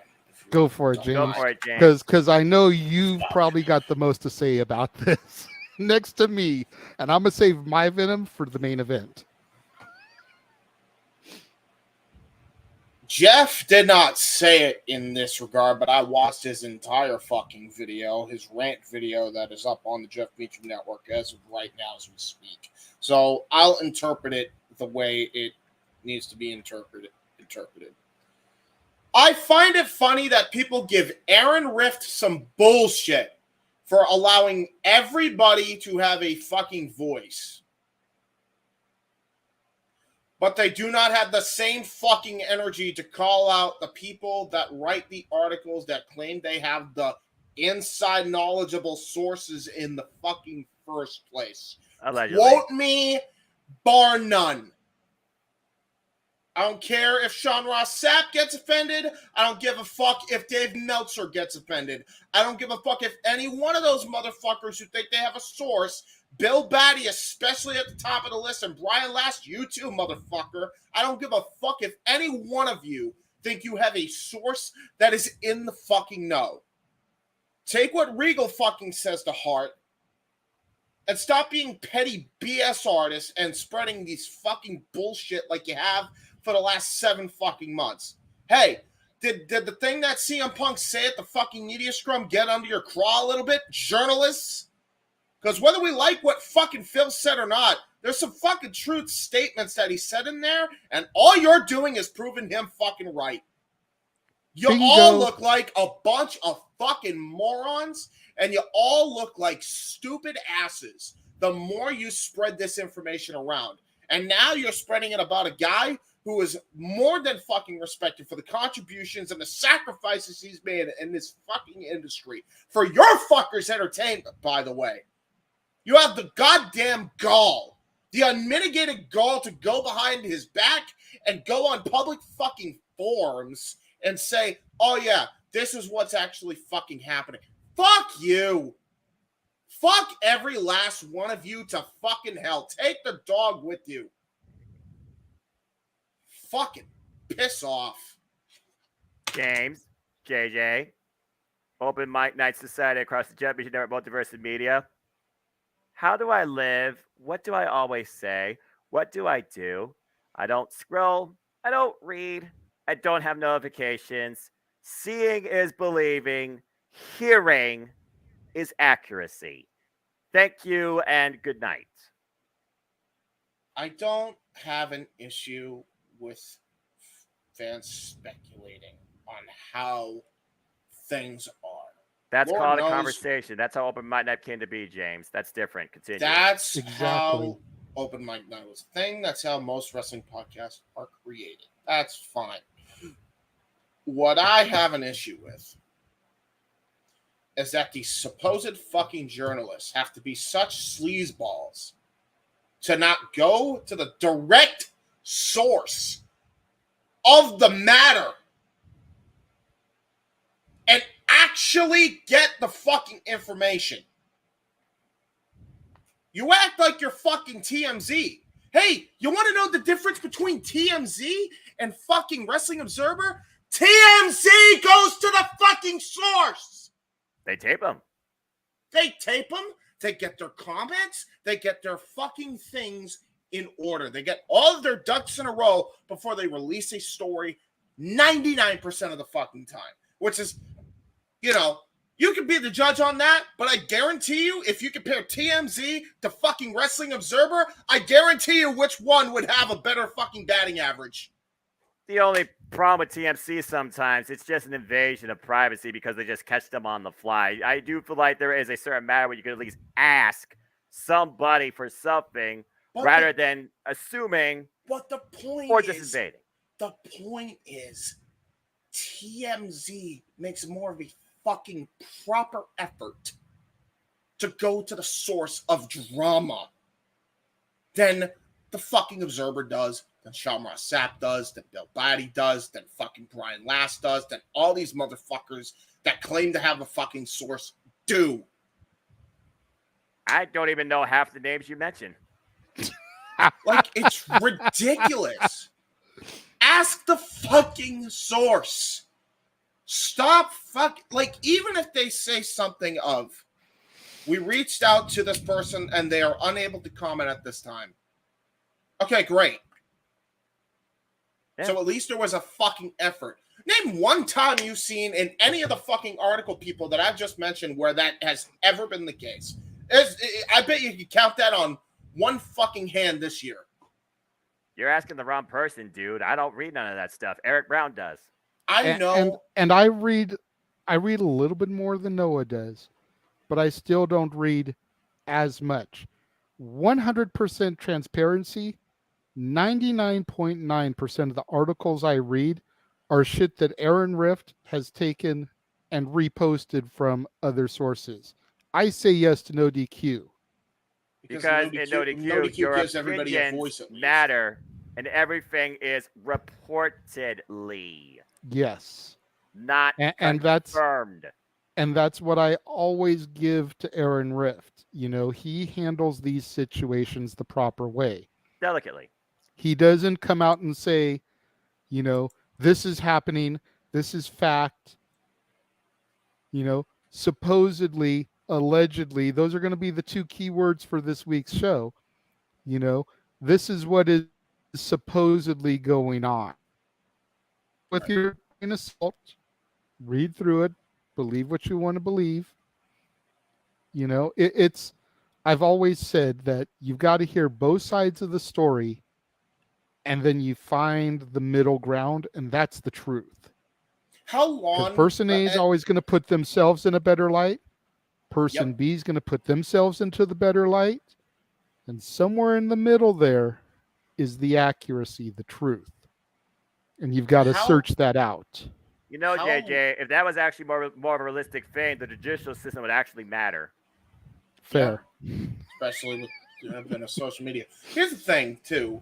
Like, everybody demonized Punk for so long. And don't get me wrong, as I said, he's not blameless in that situation. But how long did it really take us to get the whole fucking story? Like, seriously. To actually, and I mean to actually get the fucking story. Huh? Sorry, say that again. Say that again, JJ. I said, and do we still even have it all? And that's a fair point. But what we do know is that the poor dog got hurt. So at least we know the fucking majority. But how long did that fucking take? That took months to get out. Bro, you know how quick fucking TMZ and sites like TMZ get out Hollywood stories instantly, and they vet all their fucking sources as much as they can. And I think that's the fucking key difference. And look, would I tune into a lot of these fucking sites if they actually started to take that approach? Fuck no, probably still wouldn't. But it would at least offer the one thing, if you could pop it up on the fucking screen, JJ, which is the one thing lacking in the IWC, which is, I don't know, journalistic integrity. Curiosity is a very dangerous thing, but it also breeds stupidity. Just fucking go to the source. It's not that fucking hard. And if it is that hard, get the fuck out. It's funny. I hear that a communications degree is nothing. Maybe Bro, journalism I is a have a place to do communications degree. I have a fucking communications degree. Dude, you know what's bad? A lot of these fucking people that have these journalistic integrities are from the fucking 70s, and you just got bested by a dude who's technically retarded. How stupid do you look right now? Seriously, how dumb do you look? Fuck me. God damn it. Again, folks, you are your own opinion, but what you take as fact is under your own merit. Just remember, what you read, always put this in your head, quote unquote, allegedly, unless you hear it, quote unquote, from the person themselves. And a tweet does not mean that it speaks. It is plain text. Don't assume. Because you make an ass out of yourself. It's as simple as that. Merry Christmas, you fucking dirt sheets. I'm gonna refrain on saying more from this because I feel like if I say more on this topic, then I'm gonna be repeating myself when we get to the main event. Well, so that's my point. I'm gonna hold off on most of what I'm gonna say about this one because everything ties together. By now, you guys know how I love to tie things together and tell stories. There's a whole bunch of reason as to why everything's flowing the way it is tonight. It's a sequence, and you're brilliant for that organization. Thank you. Before we get into the top of the next hour and the next topic, which leads directly into the main event, here's a look at what James has coming over on his channel. What song am I going to listen to?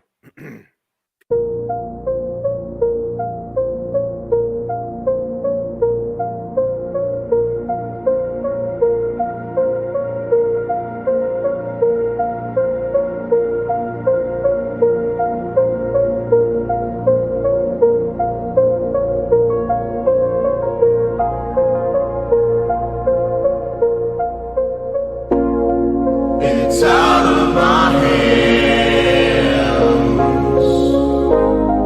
but I'm still in control. It's out of my hands. You can never take away the power of my soul.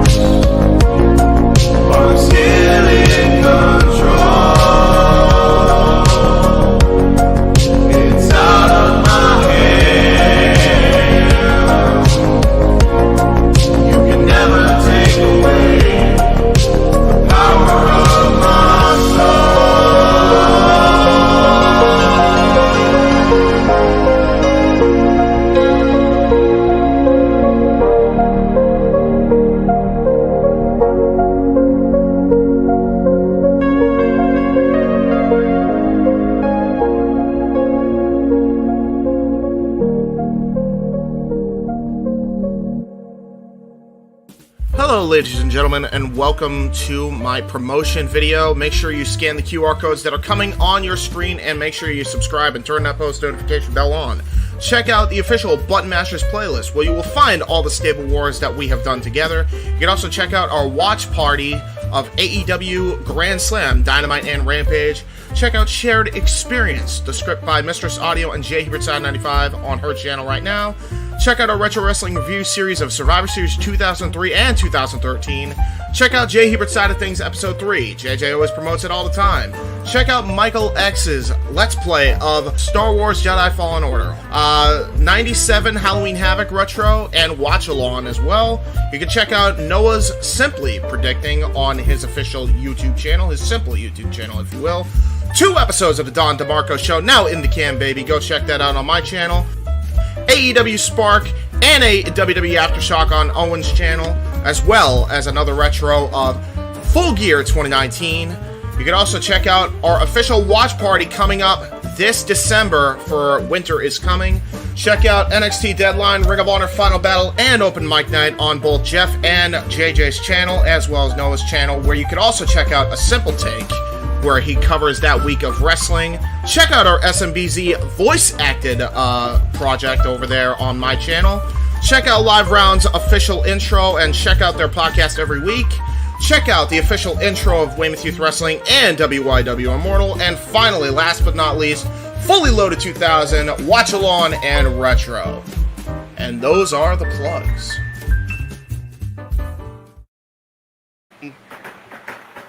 There we go. So that's everything that you can tune in to James's channel for, as well as the variety of channels that he works with and promotes. No, the fuck, dude. I have your shit in the trailer, and then you're gonna. What song am I gonna listen to today? What the fuck, bro? Hey! Hey, I had to strap myself as well. You know me. I see your stuff all the time, dude. I'm part of the freaking thing. Plus, you know what, plus, damn it, I never miss with that drum drops during Phil Collins' song. You should know me by now. I can't believe, actually, yeah, that's what that was. I was like, wait, why have I heard that drum beat before? That was in the air tonight. Yeah, well, not for the dirt sheets. Well, I feel it fucking calling. Fucking Lord. cretins. Anyway, continue. Sorry, JJ. All right. So coming out of that, we do have a little bit of positivity before As we we always segue like to to do the here. main event here. Yes, I like positivity. Yes! Yay! Yes! The prodigy rises to promise.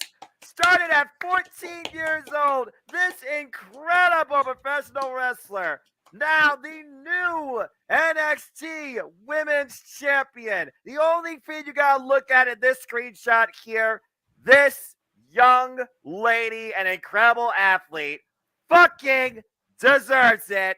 And for once, Booker T, you are not a stupid shill with at least one bright thing once in a while on your podcast. You did freaking good. What a moment for Roxanne Perez. Congratulations. Very happy. Very happy for her. I mean, figure Booker T is responsible for both Roxy and Athena. Yep. Yeah. And Athena just God. became the Ring of Honor Women's Champion. You know, Got a but lot. what a year Reality Roxy has. You figure the inaugural Ring of Honor Women's Champion win it in September. Yep. Then during the reboot. you move into the horrific tag team title run that was 1 week long before Cora Jade turned heel. Let's not And talk then about she that. ends it there. What a year for that young lady. This young lady's been in the ring with the likes of Killer Kelly, Deonna Purrazzo, Little Nightingale, Miranda Elise, Mandy Rose, Cora Jade, Zoe Stark. This woman is the future of the industry now. The Prodigy literally is what she is. Her name. And she will rise to promise to the top of WWE, in my opinion. Because I don't think Triple H will fuck up her booking. No. Look. I'm on video for this. I don't know if JJ saw my freaking end cap video when I was closing the leagues. This white and gold NXT is better than Rainbow Splatoon Nickelodeon NXT. It is not my NXT, but it's a Turbo NXT where at least I can say I actually care about the NXT Premium Live events. I still don't watch the weekly show, but the quality of the product actually matters more to me. And Roxanne Perez has definitely added more to that direction of motivation for me. Yeah. It's an okay NXT. Damn it. It makes me proud to hear you say that, Noah. Jeff's comment on this. I'm so fucking happy for Roxy, and what a 2022 she had, right? Start of the year as the inaugural ROH Women's World Champion, which I showed the image of, is now the champion of the reinvigorated NXT. Also, this isn't getting mentioned a whole lot for some reason, but both the NXT Women's Champion and the new ROH Women's Champion Athena are products of Booker T's wrestling school, so congrats to the Booker man. I would be remiss in not giving credit to the fact that his statement sending that in is how I knew that little tidbit of information. So, but yeah, I mean, the problem with Roxy's title win, if there is that it was overshadowed by the news that came out on Wednesday. But before we get to that, I do want to take just a few minutes to give and excuse the pun here, but I want to take a few minutes to give Roxy her roses, as she does deserve them. Yeah, you see what I did there, James? But I mean, me and Noah said it when the match happened. Like we saw the writing on the wall at her rematch. She was going to become champion. Damn right. We knew it was going to happen. Did we know it was going to happen 2 days, 3 days later? No, that was bullshit. We'll get into that later. It was supposed to happen at New Year's Eve. Was supposed to be the match on January 10th or whatever. Yeah. We still get to call Bronathan versus Grayson Waller. Thank you, Grayson Waller. For a second, I forgot who actually won that match because it wasn't Carmelo like we thought it was going to be. That bullshit, man. How's this guy not challenging for the freaking championship? Are you kidding me? But, bro, it was the dark horse that I said, watch out for Grayson Waller. I know. And sure enough. But, yeah, like, it was supposed to happen at that show. So, theoretically speaking, she would have started off 2023 winning that title, but she started 2022 as the ROH Women's Champion. Right. So we kind of got that a little bit botched in the storytelling, but, you know, congratulations to Roxy, to Roxanne Perez, to whatever you want to call her. We knew it was coming. It's kind of heartbreaking that it had to happen this way because her spotlight got overshadowed. James, do you have anything you want to say about Roxy's title victory before we move on to the overshadowing? Well, right now she's being overshadowed because I want her to get her spotlight. Give me can somebody talk over me because I don't want her overshadowed either. Because right now she's being overshadowed by my fucking electronic issue, and I don't know what's going on here. Yeah, I'll be happy to because again, to JJ's grin, this moment actually makes me care about NXT more. This moment extremely mattered to me. I mean, again, Booker T, he's still sometimes I don't understand the man half the time when it comes to his commentary, but I can understand the man when it comes to his integrity, when it comes to who he's guided in the industry. And like you said, both the Prodigy and the Fallen Goddess have risen to promise and are now currently champions in different companies. Roxanne Perez, Roxy makes history once again, another incredible accolade in her very young career where she literally is just starting. And again, the fact she's been doing this since she was 14 years old, that right there is a journey in its own right. That's passion. That's professional wrestling, damn it. And Athena becoming the Ring of Honor Women's Champion, finding herself, finding a renewed confidence, a hell of an attitude. And it sent her to promise to beat Mercedes Martinez, where I was still kind of unsure of myself during that match. I thought Mercedes was going to keep it, but Athena did what she had to do, and now she's willing to do whatever it means to not only keep this title, but show why she's champion. It's really wonderful to see how far these incredible talents have come and why one of them had a bit of a roadblock. They have found their way back through the rubble. I really am looking very forward to what both Athena and Roxanne Perez, whether Roxanne Perez is a real name or not, I will say this. Roxanne Perez does not sound as stupid as some of the other damn names I've heard so far in this industry. Hello, Big Bill. But overall, Big Bill, not brought to you by Little Bill or Mario. Anyway, as far as Roxanne Perez and Athena goes, I think 2023 is going to be their year, respectively, in their companies. I really do. Well, just for clarity, Noah, Roxanne Perez's real name is Carla Gonzalez. That's what I So thought. that I is thought it was not her real Gonzalez. name. Yeah, but I wasn't sure what her first name was because like WWE using a real first name. What? Never. Are you kidding me? Yeah, that'd be like, okay, COVID's no longer a thing. What the hell is happening in this world? Yeah, right. Well, no, that if COVID wasn't a thing, that'd be great, actually. Yeah, I know, right? That's an Does that mean that interesting Roxanne take Perez there, faces Daniel. NXT New Year's Evil, Cora Jade, or Zoe Stark? That's an interesting question. JJ, you watched this week's episode. Was there any talk about how they're going to set up the next challenger yet? No, because the main event was her beating Mandy. So, like, we probably won't find anything out until this coming week at best. Yeah. I actually might. No, I'm not there yet. I'm still thinking about the other stuff at NXT. I'm not there yet to watch it on Tuesday night. Nope, I'm just going to rely on you. Not there yet. Yeah. That's fair. You know That's what? fair. That's Honestly, they kind of deserve that, to be honest.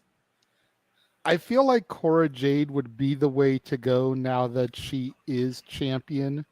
Yes. But there's definitely something to be said for Zoe Stark also, because she kind of got the shaft when she had her shots against Mandy and Toxic Attraction, which again, we're going to get to Mandy momentarily. I'm trying not to dwell on her too much right now because I want Roxy to get her time in the spotlight. I feel like Zoe Stark, though, again, she's had her ups and downs because of injury. And like Cora J, it was this year, she found this new attitude that has given her a bit more of a presence, but she still is finding her footing. Cora Jade and Roxanne Perez makes the most sense based on history and continuity. Continuity. But we already saw their fallout at Halloween Havoc. You and I called that. So to go right to that well again, I don't know necessarily if that's the appropriate route. And I'm trying to figure out the other women, not just in that Iron Survivor match, but maybe who else could step up to the champ. I think about again, Indy Hartwell, longest tenure. She's got to be on her way to the friggin' main roster, if not Royal Rumble entrant, sooner rather than later. She has the longest tenure right now than anybody else in that NXT. So, honestly, I probably would just have Indy call her shot, take her shot, and see what happens. Honestly, I don't see Roxanne Perez losing the title because, damn it, worst decision ever. No. But I don't think Cora Jade should be the start of a program in Roxanne's reign. I think it should be a pinnacle part of it, but you need to build some way into it.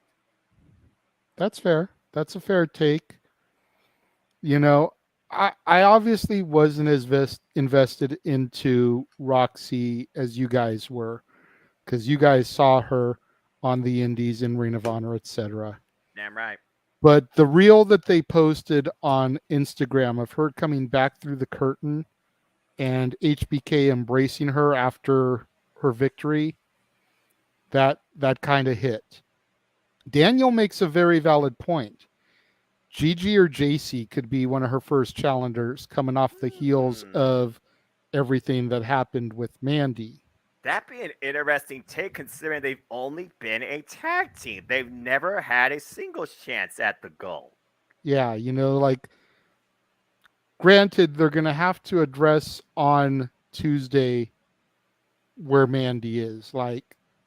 It's going to be the biggest elephant in the room that there ever was if they don't say something about it, Right.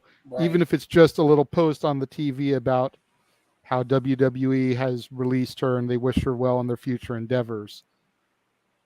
But they've got to do something on NXT, and then where do Gigi and JC go? Do they remain Toxic Attraction as just a tandem? Do they seek out a new third to be her leader?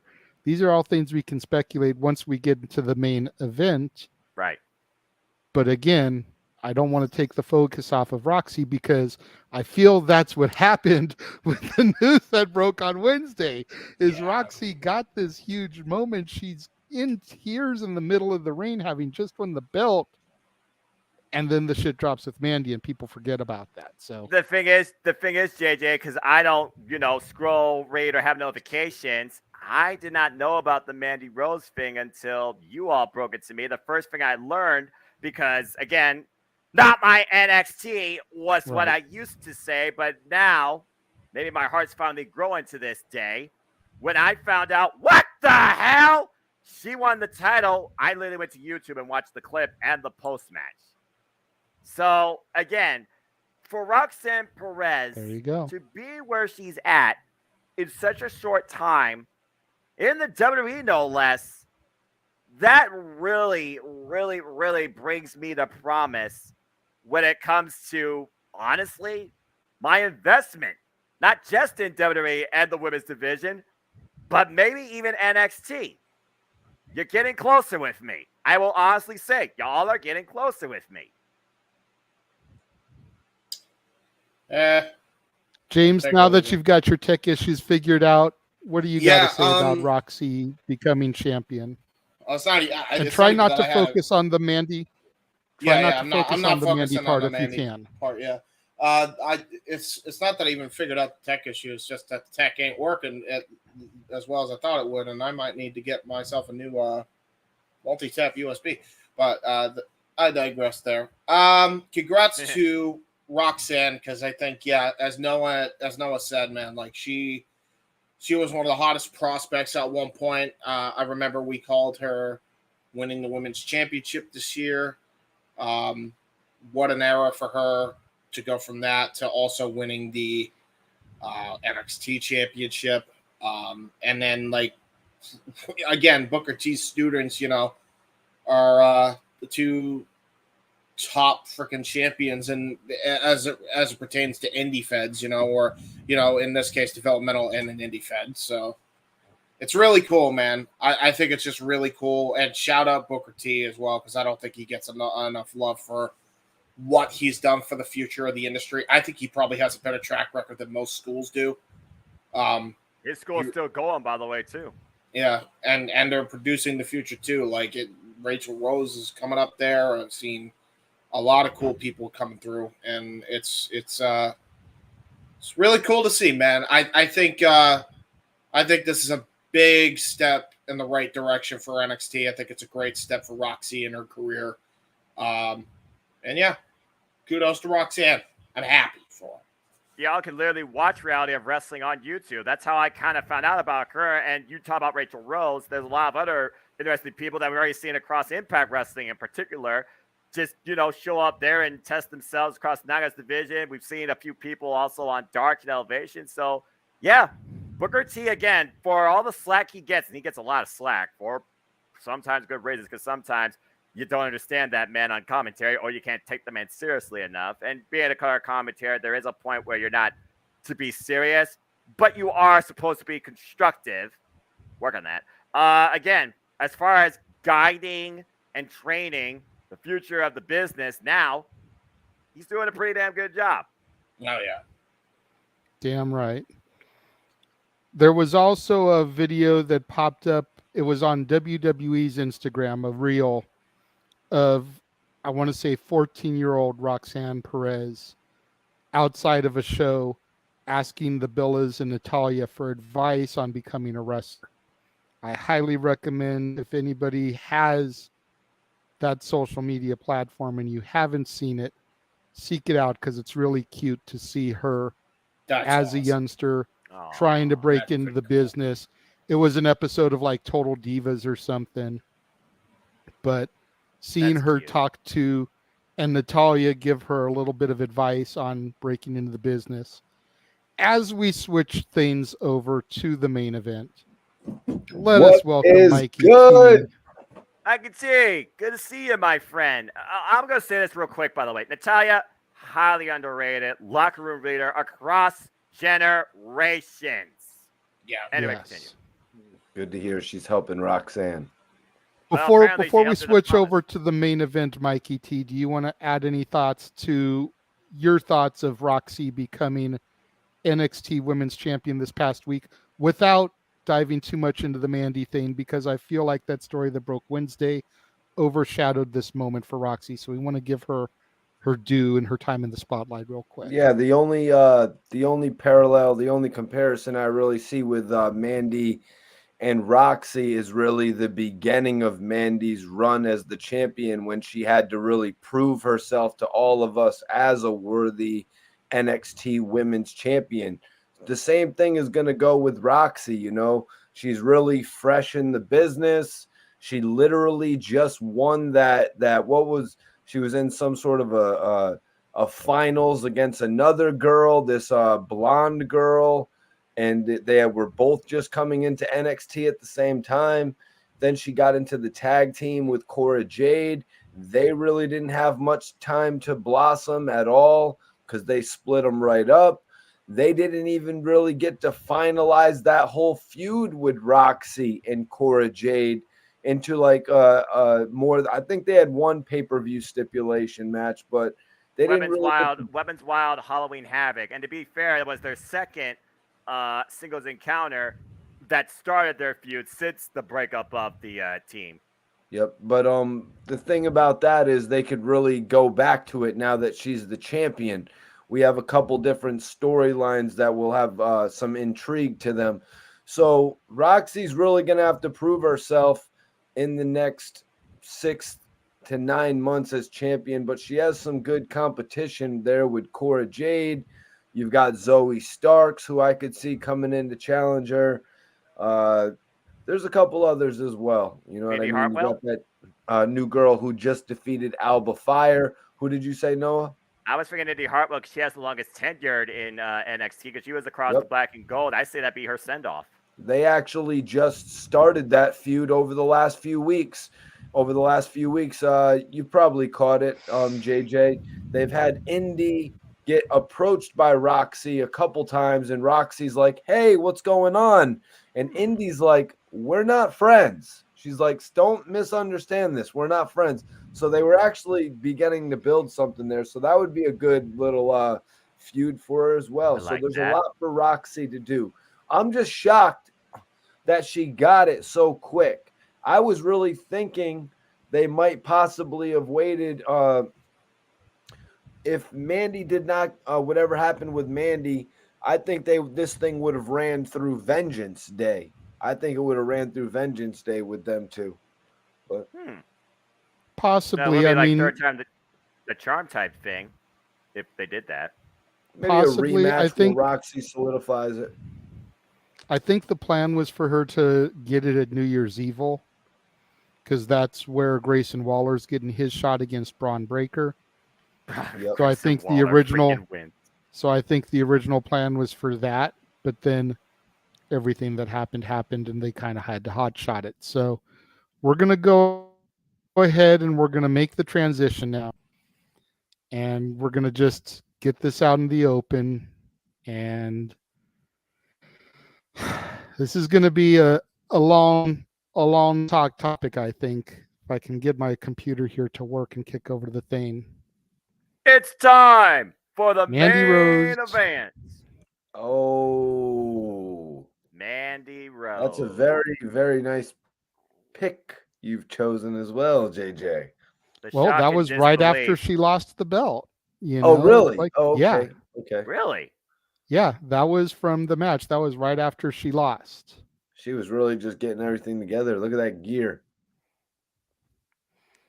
But for those of you that don't know, news broke on Wednesday from Sean Ross Sapp that Mandy had been released from WWE. He said that WWE officials felt they were put in a tough position based on the content she was posting on her Brand Army page. They felt like it was outside the parameter of the deal. Third that journalistic integrity that I've been harping about all night comes into play, because it was immediately to say that they were put in a tough position based on the content she was posting on her fan time page. So he already didn't have the right fucking sites that he was trying to cite. Allegedly. Thank you, Nate. They I'm felt here like for it you, was JJ. outside the parameters of her deal. Now, what was the first site that he reported? Brand Army. What? Brand Army page. Oh, okay. Mm-hmm. Then it was And then there was a fan retracted time and stated page. fan time. So How many of these this friggin- already starts the journalistic You don't want to know, Noah. integrity. Don't look it up. Yeah, it's third-party redacted. Yeah, site I know kind of that. like Benny Hearts, but that's okay. Whatever. So this is where the integrity thing comes into play that I've been tonight. Hold This on, was originally JJ. broke in our group chat. I hate to do this to you, And- brother, but it's doing that fucking glitchy thing again, and I want you to get your full point out without it being a bitch. Because this is the one that it probably shouldn't. Okay. All right, go for it. How am Go I for it, now? bro. You're good. How am I now? Okay. You're good. So far, good. So this news was broke. This news was broken in our group chat on Wednesday, and immediately I took a little bit of issue with this because of the person breaking the news story, Sean Ross Sapp. Now, let me just make this perfectly clear, because I know Jeff has had conversations with Sean. I know Greg Cherry, who's connected to Jeff's site, has had conversations with Sean and does some stuff with Sean. I have no personal issue with Sean Ross Sapp. That is not my point. Let me make that 100% clear. Okay. Yes. What I have an issue with is reporting one thing and then immediately having to retract because you reported the wrong thing. And now you expect me to believe everything you say regarding this topic 100% factual. Allegedly. I take issue. I don't buy it until WWE says something about it. In the past, WWE has always posted WWE has come to terms with the release of so-and-so.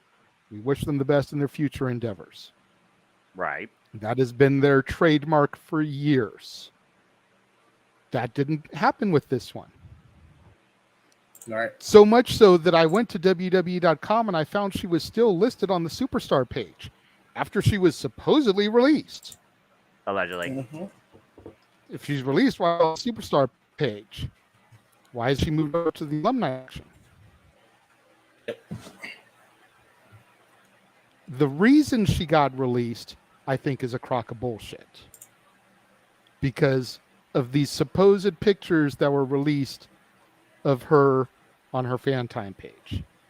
So JJ, has WWE We've got- finally put out the whole thing? We wish her best in her endeavors. WWE has not. WWE has not, but I did find this on the USA Network page. I don't know, like on my side, it's showing.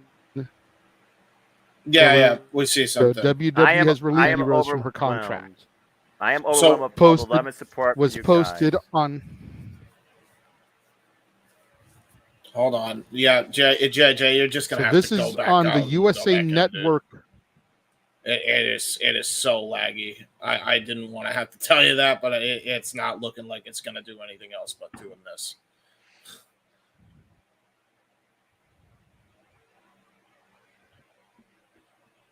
While JJ is doing that and coming back in, I'm looking through the roster page right now.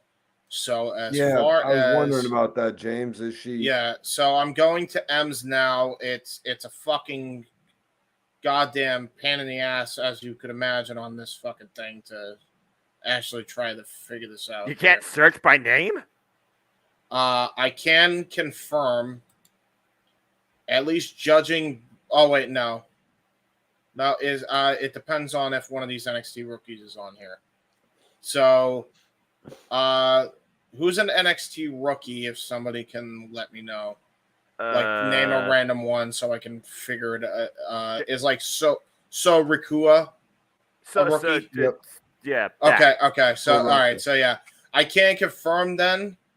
From the looks of this, there is now officially no Mandy Rose anywhere on this page, at least on the Superstars page currently. Yes. So she has been since removed. Like I said, this is off of the USA Network Insider section. So that's as close as I've found to an official anything from WWE. If it's on the USA Network, you can kind of buy it as accurate. Yeah.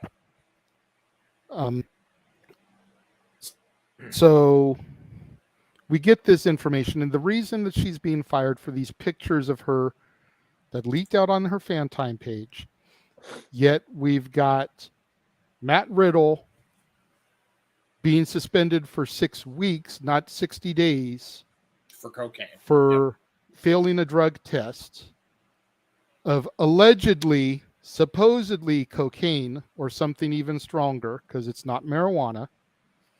We've got longest reigning tag team champions with multiple DUIs. Yep. And Mandy can't even get a suspension. Immediately gone. For this. Yep. She's just gone. Yeah, come on. Now here's where I take a little bit more issue with this. Supposedly she's making $500,000 a year from WWE. That's her contract. Okay. I think this comes down to money for WWE because, according to multiple sources, she was making $250,000 a month from this page that she has. Damn! 10,000 subscribers who paid $25 a month. And now she's changed that to $40 ever since being released.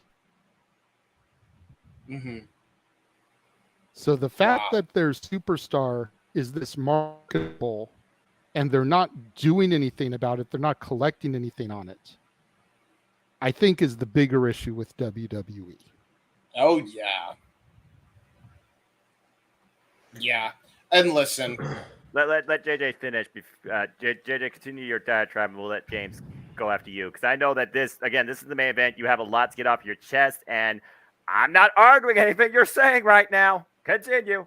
I want him to finish this out. I have seen some of the pictures because I did my research. I've seen some of the supposed videos. Hell, me and Mikey T even got into a little bit of an argument about it in the chat about these videos because a couple were posted. You can't. A couple don't even have her face, like JJ's saying. You know, so it's like, how do we know that these aren't some video off of Pornhub that somebody downloaded and posted alleging that is Mandy Rose? Yep. There's only one video that I've seen with her face, and she's in a hot tub, a swimming pool, whatever, topless. You can barely see nipples. Is this really dissing Stat Boy about that? I love messing with Stat Boy. Stat Boy's my brother, though, Mikey, for real. That's the other that was Mikey. Jeff, wasn't it? I've known Jeff that dude was for like, 20 I'm gonna years. need Stat Boy's prescription. Yeah, because he's saying that you can barely see anything. And Jeff's like, dude, you need your glasses checked because we can definitely see something here. Like I said, you can barely see nipples in the video, but it's the only one you really see her face in. And it's not that serious of content. It's not like she's sitting there with the women's title, rubbing it on her hoo-ha to make herself orgasm. I'm just saying. I mean, you're not wrong. It's not like the Page video where her fiance has got that we don't know about. Jesus. It's the same thing. It's not like the Page video where she's wearing the title and her fiance is banging the crap out of her and he unloads all over it. There's nothing that descriptive, that nasty. It's soft core at best. Yeah. You know, there's a video that is It's supposedly nudity. her It's just a where you little can nudity. see her in some panties and she's like reaching down under her panties like she's playing with herself, but you can't even see her face to know it's her. Yeah. Okay. This comes back to what I've been talking about all night. And I posted in our group chat earlier today because the person that broke this news in our group chat, you know, and Jeff didn't say his name when he made his rant, but I'm gonna go ahead and say his name here. Contributor to the show, Josh Mansfield, is the one who broke all this news in our group chat. So he made an apology earlier today about if he offended anybody with his stance on the Mandy thing on the No DQ review, which aired Thursday on the No DQ YouTube channel. You guys can go check out all of them discussing this topic over there if you'd like to see some more perspectives. Going to give Aaron the traffic and everything because I'm a frequent contributor to the review. Hopefully I'll be on this week. I've requested to show up on that show. We'll see if it happens. But since he put that apology in our chat, I went ahead and I replied to him. And I'm going to read what I posted here verbatim because it's easier than trying to spitball everything here. And I said, I was not offended by his views. What did upset me was the treating of a rumor as hard fact. It has since been proven to be true, but there was quite a bit in the beginning that seemed questionable at best. And that is going to be brought up tonight on the show, which is what we're doing right now. The journalistic integrity that we wrestling fans need to demand from our reporters, regardless of if it's Meltzer, Alvarez, Sapp, or Joe Schmo from Kokomo. They need to be held accountable for the shit that they post. Thank you. That way we don't end up with shit like this that completely has to be retracted because they couldn't get their fucking shit straight.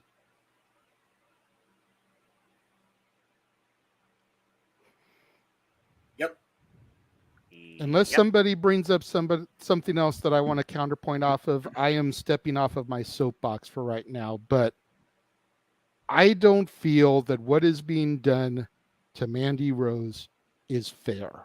No, I not agree. even close. I heard on the No DQ review talking about how Mattel called for this. Show me the written press release from Mattel, goddammit. Yeah. Exactly. I haven't Where's seen the that press surface release? online. Yeah. Let me see that. And Let by me the see way, that press release from Mattel saying that we want Mandy Rose pulled from WWE because of what she's posting on her fan time page. by the way, if something like this were to fucking break, you really think a goddamn toy company is being like, oh no, we don't want to make money off this? No, they'd be the exact opposite end of the extreme spectrum. Come on, get fucking real. Really? Like, if you're gonna assume, at least be real about it and don't bullshit me.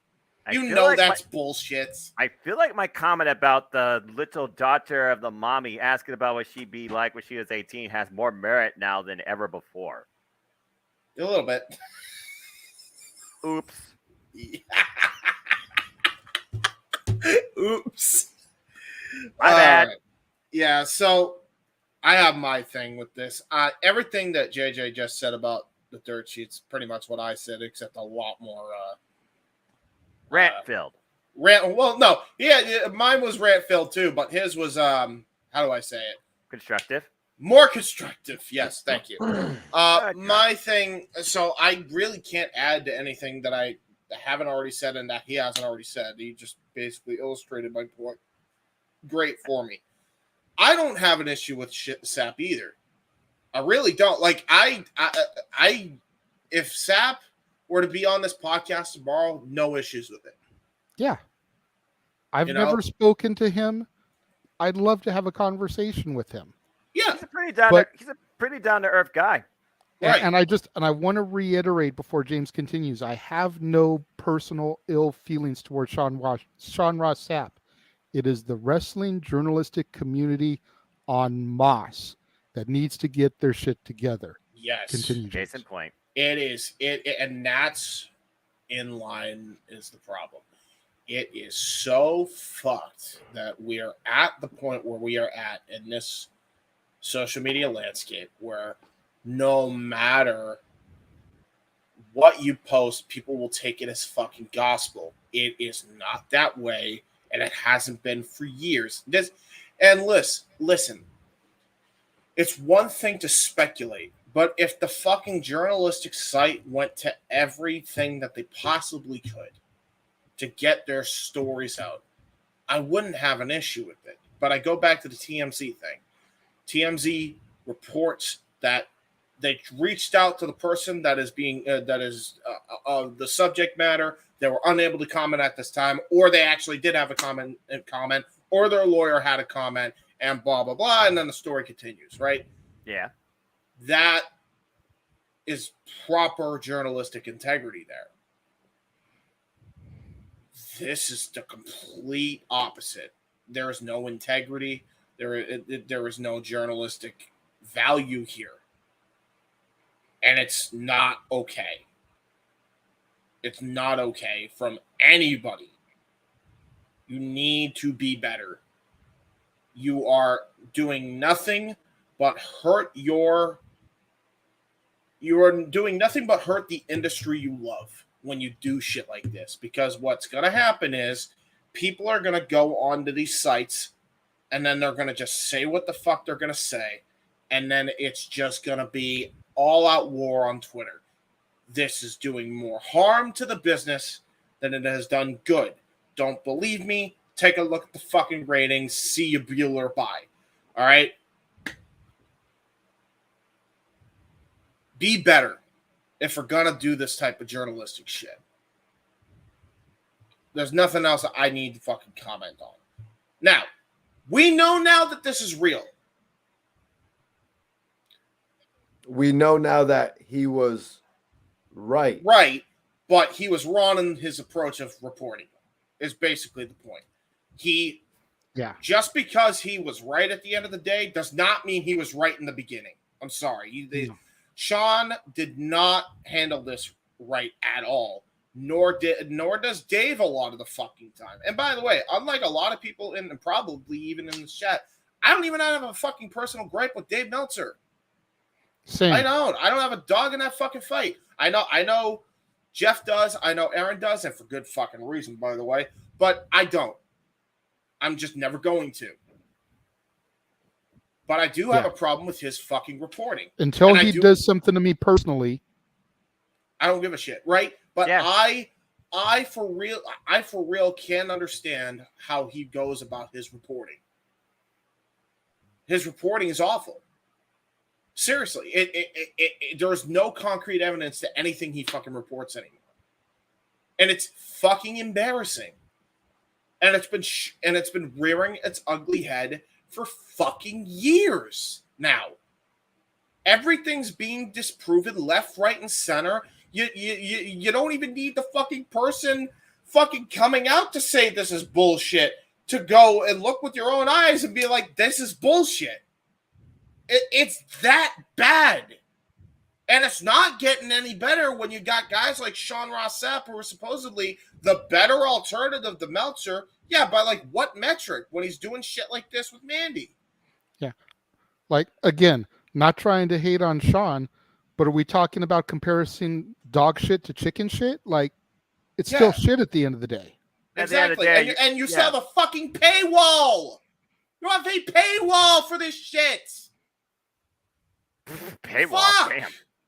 Like, come on, man. Yeah, I guess you gotta make a living somehow, even if it is fully not, honorable. Another thing to bring up. It's not about honor either. It's just get your fucking shit straight. Just go to the source. Take advice from Regal and go to the fucking source. Like fucking Phil said this at the press scrum. This is what one of his main gripes was at the scrum. Again, wrong place, wrong time. But what he said wasn't fucking wrong. Fucking go to the source.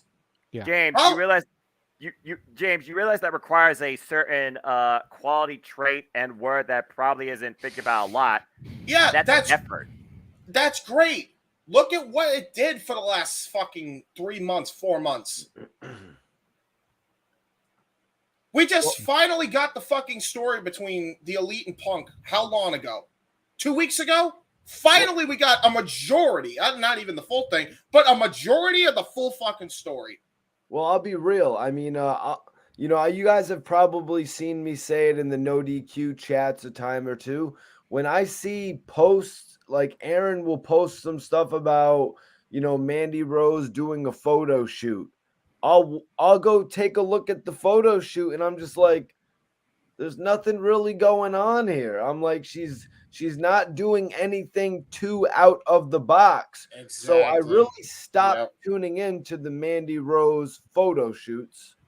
And that's why I'm saying it's kind of thrown me off a little bit that she actually has a fan time page like this.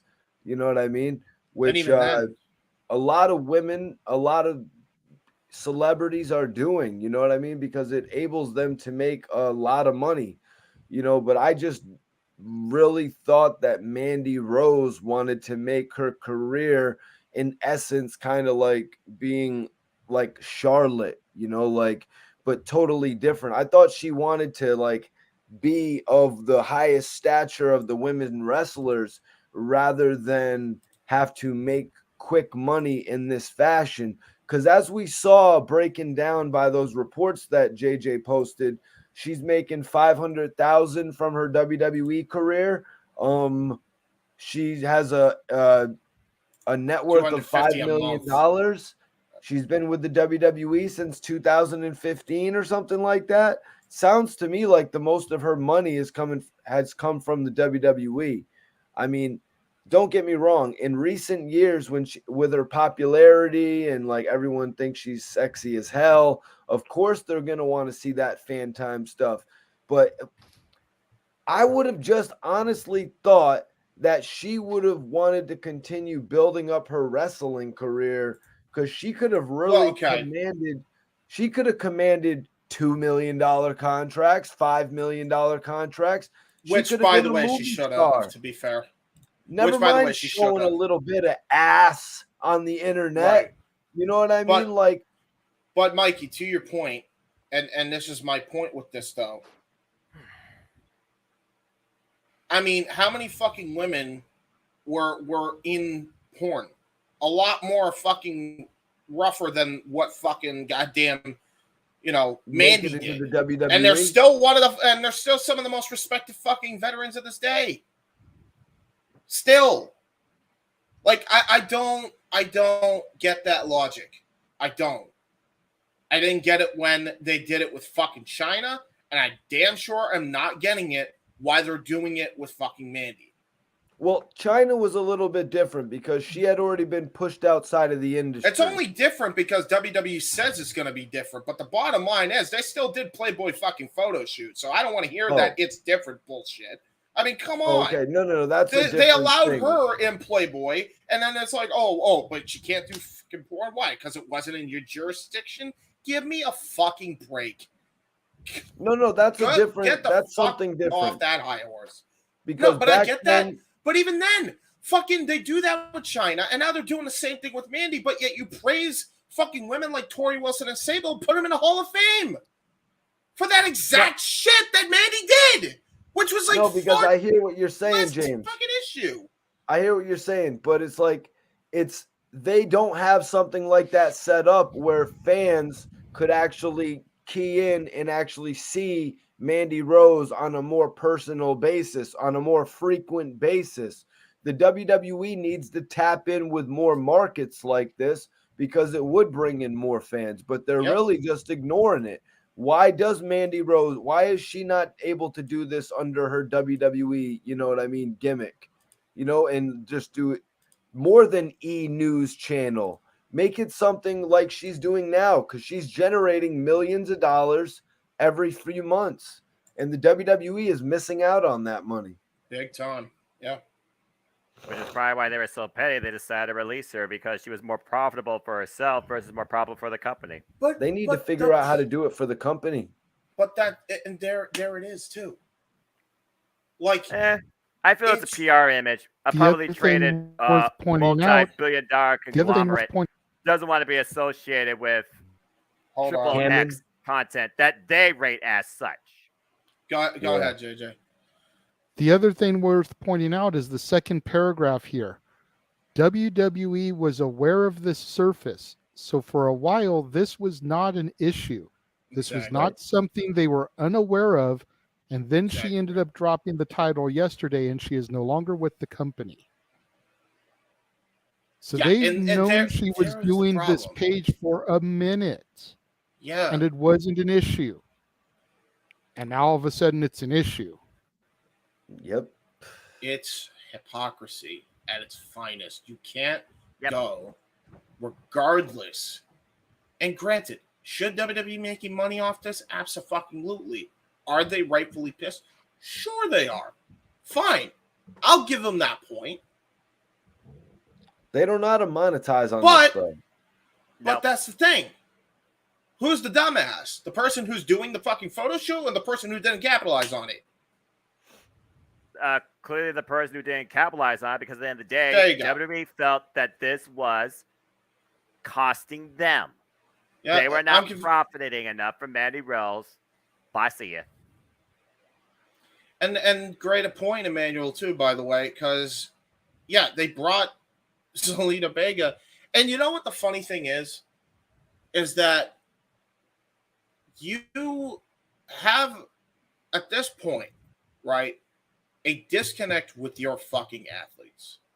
Because if you did take a lesser amount from what they're making online and let them keep the fucking majority, you'd still be making what 125K? It'd Easy? be more if the WWE Probably was more. If they were marketing it, it That's would be a the lot more. fucking problem here. And it's not like you haven't done this before, because, yeah, was it a different way of doing it? Yeah, but what the fuck was Playboy? Getting to know the fucking female that's playing nude on a personal level. So, I mean, come on. This is such garbage. Well, She didn't deserve it. Yeah, she didn't didn't. deserve it. It's Hey, Eric.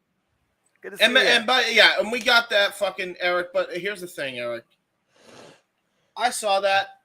I call bullshit because I think it would be the opposite way before it would be the way that is being reported.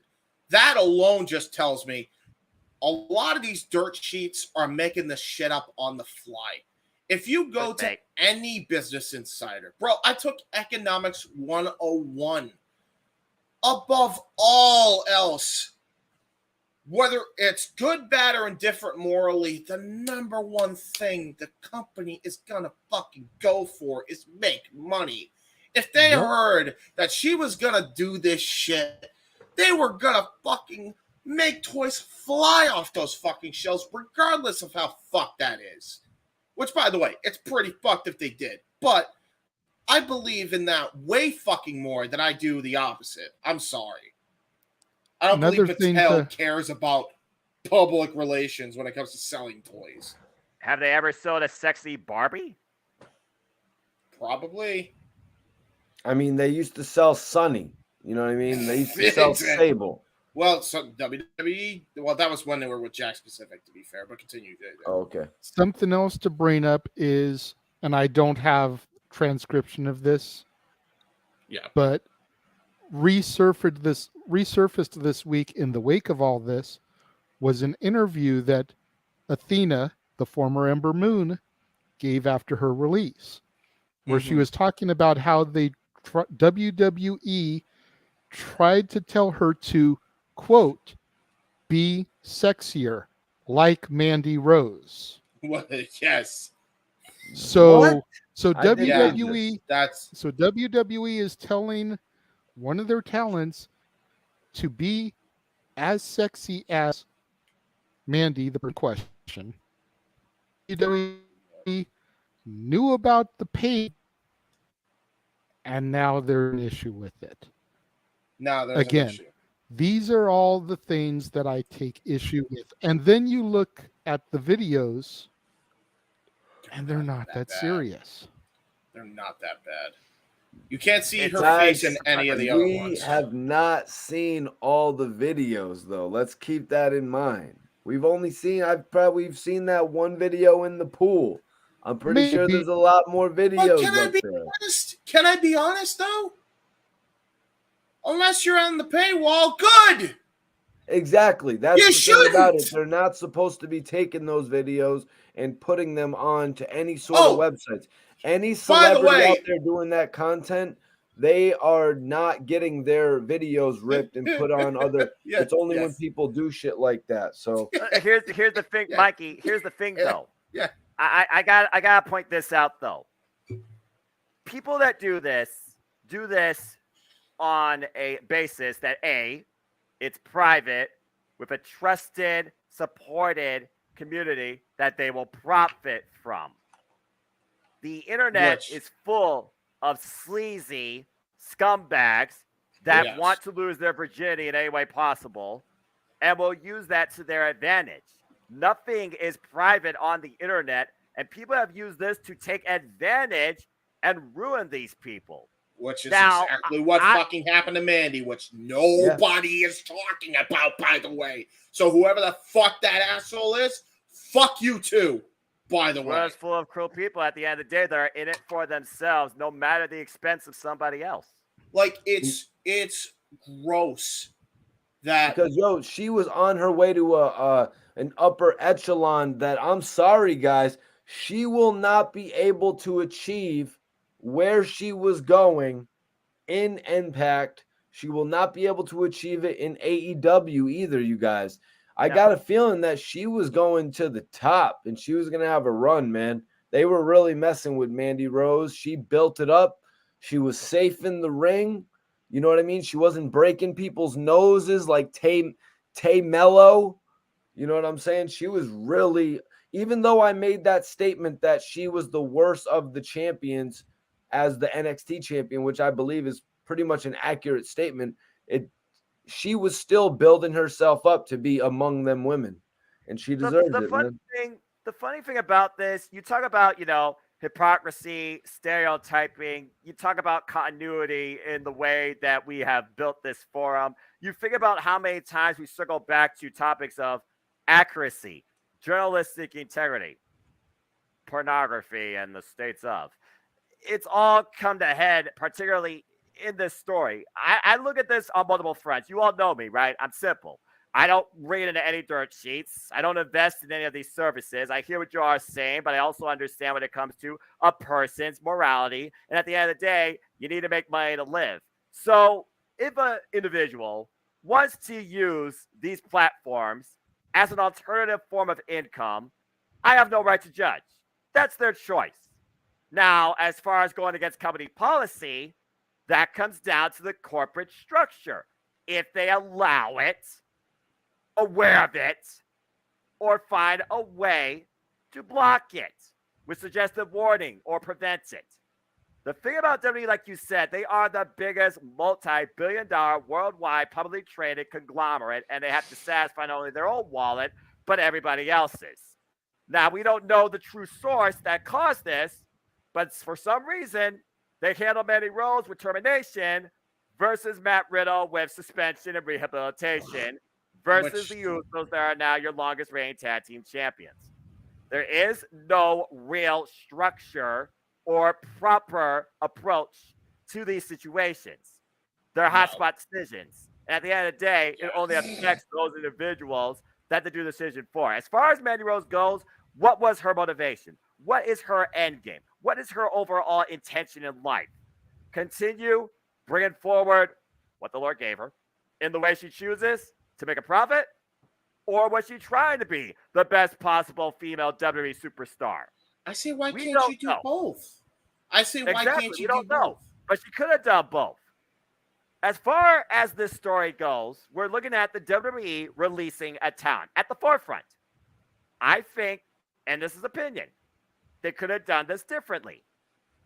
they did not have to release her because what you're doing is showing unfair, unequal, and some would probably say unethical treatment based on not only your company's history, but the other individuals in the damn company. There is no congruency with this place at all. Maybe it has to do What with the if this fact is that a it's failed not main blackmail roster. attempt? Failed blackmail Very well attempt. I could could be. see, it is. Well, I don't know if it's from that individual, but I'm not even gonna give him the fucking name recognition because I know who Eric's talking about. Fuck that guy too, though, because he's. You guys mentioned the Usos, Matt Riddle. These are main roster talents. Mandy Rose being a third roster talent. They're thinking they can just sweep it under the rug, like it's not really going to affect what they've got going on. Yeah, and guess what? It's done the exact fucking opposite. You don't give somebody a 430 reign as your women's champion. Yep. 3 days away from being Shayna Baszler. Take it away from her off of this bull. Fire her unjustly and expect it to just be swept under the rug. No way. No. Damn. Because in this day of age, where lengthy title reigns are not that common, how long is it going to be before somebody breaks her record? Who knows? They're not going to Chris Benoit the situation and talking about the same amount of people have won the Royal Rumble from the nerdy number 30 spot as have won it from the number 1 spot, but they only show one person's picture from the number 1 spot. It's something that they're going to constantly have to acknowledge as an NXT Women's Champion gets close to accomplishing that feat. If somebody does get. What did I say? Like Mandy was, like Shayna and Asuka had, like the Usos are having, like Roman is having. Those are things of the past. So the chances of somebody having this type of run again, slim to none. It's going to take another extreme case. Pretty much. I mean, we all were saying Mandy Rose was treated unfairly. We were all saying, when is Mandy going to lose it? Because she needs to go up to the main roster with Toxic anyway. They were ready for the big time. She loses it, and those girls are never going to get that chance now, probably. Not just Mandy is going to suffer for this. Not just Mandy is suffering from this, but Gigi and JC are suffering without their leader now. And she was what was making them relevant. I love Gigi and JC. Don't get me wrong, but Mandy is who made them relevant. It all comes down to this is where Triple H does not have full control. Stop the notion. It is still, at the end of the day, a fully McMahon operation. You know this was a Stephanie call. You know this was a Nick Khan call. Period. You don't need a dirt sheet to tell you that. And if you believe in a dirt sheet, that's your own prerogative. It's gross regardless because there's too many inconsistencies with the amount of people they will let stay under contract. That spans back, by the way, 4 years. I don't care how high up they are on the call. Let me ask you boys a question. What the fuck did I say about the Thunder Rosa Britt Baker situation? What was Tony Khan doing that was fucking plaguing his company for the longest time, which God now, hopefully, he's finally stopped doing from the looks of things if he's bringing the Briscoes in. That one can only hope. What was the one thing I said was plaguing his company? Favoritism. Bingo. Playing favoritism. WWE is a fucking masters of favoritism. They have a fucking goddamn degree in this shit. Well, the bottom line, Mandy Rose, hopefully she can continue to be just as profitable as she is now, but hopefully it means that people actually respect her privacy. Because it sounds like, either way, that wasn't happening and she got the shaft. It's fucked up. I do want to address Noah. She got the shaft, bro. Ah, Really, bro? To be fair, God damn it, Mikey. to be fair, Noah. Noah. Yeah, you kind of. Damn it, Mikey. You did an unintended dirty joke there, buddy. That's a fan time joke if I had never heard one. What? Shaft is another word for peen. There you go. You got the shaft. Damn. Yeah, there you go.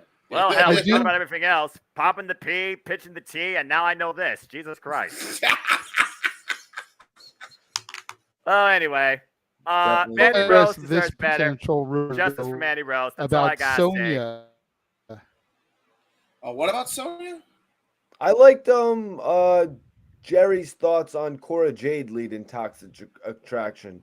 It would be a different direction for them, but again, can you make that work is the thing. And the fact that Toxic Attraction, Gigi Dolan and Jessie Jane have been a tag team since day one, practically, be an odd way to see them in a different capacity at this point. Let me cut you off there. Sorry, but I gotta say it. No, Sonya doesn't make sense. Nikita Lyons done. Nikita Lyons. Sonya does make sense for a couple reasons. Okay, go ahead. In my personal opinion, Sonya does make sense for a couple reasons. Number one, she's good friends with Mandy. The two of them have a business together, Mandy's Donuts. So, number two, Sonya ain't doing Jack Diddley shit ever since being released as an authority figure. Yep. So having her come down to NXT, taking her best friend's spot, makes sense. I thought she was on SmackDown still. Or She doing does something there. with the same type of motif that Toxic Attraction does. But Mandy needed to restructure her image when she got sent down there too. And goddamn did she ever. Well, okay. Hold on. Nikita, to your point, James, I don't feel is ready. I think number one, she's a baby face, and she's had like 3 people turn heel on her this year. That may be an over-exaggeration, but it seems like everybody is turning heel on either Nikita Lyons or Roxy this year in NXT. Zoe Starks just turned on her. So what sense would it make for Nikita to turn heel now and join Toxic Attraction? Wait, Zoe Stark turned heel on Nikita Lyons? I thought Nikita Lyons was feuding with that woman that wears way too much makeup. What's her name? She was with Lash Deadly. Legend. Yeah, no, they started teaming up. woman. Zoe Stark, Yeah, Zoe Stark and started Nikita teaming up, and then Zoe making a got run at really Katana and aggravated that Nikita didn't help her win. So they So put Zoe together could- 2 people in a tag team and broke them up, is what you're telling me. And this is Within why- weeks, I believe. Yeah, And this is why I within don't weeks. watch Wrestling Weekly. But It's but so irrelevant. confusing. Nikita is still too new to NXT, I think, to be the leader of Toxic Attraction. Yes, she has the looks going for her. She has the Toxic She has Attraction the look. she has the sexuality to her presentation. She's a little bit thicker. I'll give you that. She's not. Hey, as thick skinny ain't as Toxic no wrong with Attraction. a little thickness. I just Hello, wasn't y'all have really, seen my girl. She I like doesn't them have thick, the okay? trashy, look of Toxic Attraction. You know what I mean? Like she doesn't look like one of those mean girls type vibes, really, to me. Exactly. Hold on. More Okay, athletic. wait. That's fair. Okay, hold on. And Hold then on. as far as Cora Jade, Hey, yo, Taya Valkyrie, where you at? it's your bitch. James! Please You bring mean her back. Valkyria? Yes. Frankie Monet, baby. All the way. Hell no. But What about Cora, JJ? and then as far as Cora Jade goes, she's definitely got the look for Toxic Attraction. But I don't know. I don't buy her in that stable. I don't buy her leading that stable. She's better as the quote unquote lone wolf. Yeah, Cora Jade to me Yeah, is like fair enough. the pun intended, your nickname. She's become her own renegade in NXT. I don't know what they're doing with her right now, but it feels like if she's going to try and finally do something with this heel persona, she has to try and build herself up as a threat to somebody else. I don't know who, I don't know how, But that's what they need to do with Cora Jade's booking, in my Yeah. opinion, to actually make this heel turn matter, since Roxanne beat her at Halloween Havoc. That's why I said you don't frustrate her back into the NXT Women's Championship picture now that Roxanne is the champion. And to go further along the whole idea of money, marketing, third-party merging, Stardom across the world, Bushi Road, they literally do swimsuit, bikini, calendar shoots, and sell calendars on Token Shop. And Stardom, we can market those things. You think about all these other female individuals across the other wrestling landscapes that are on these third-party engines, and they're in AEW and Impact, and maybe those wrestling companies per se don't see them by themselves, but it's not like they hold it against them. People including the likes of the former Iconics, aka Inspiration, Cassie Lee, what's her name? Tony Storm, just to name a couple. Get Alliance has the same fan type. I got one for you. Hold on. You just mentioned I don't know if Stardom, that's right? accurate. We're Yes. with allegedly here. We're gonna go allegedly because we don't know, because we haven't actually done our research. But I do know this one. You mentioned Stardom earlier just now, Noah, right? But if she does, there's a problem. So Noah, you mentioned Stardom in a minute, right? So Asuka is currently employed. What the fuck did Asuka do before she got the WWE? Softcore porn. What? Well, Kana was a different animal. She survived Minoru Suzuki. Don't know how that's possible. Dude, you cannot have this fucking because if you're gonna have this standard with Mandy, then I'd love to see you have that same fucking energy for Asuka, who you are pushing to the moon again, by the way, for the fucking 50th time, by the way. I'd love to see you have the same energy for Tori Wilson, who you put in the Hall of Fame.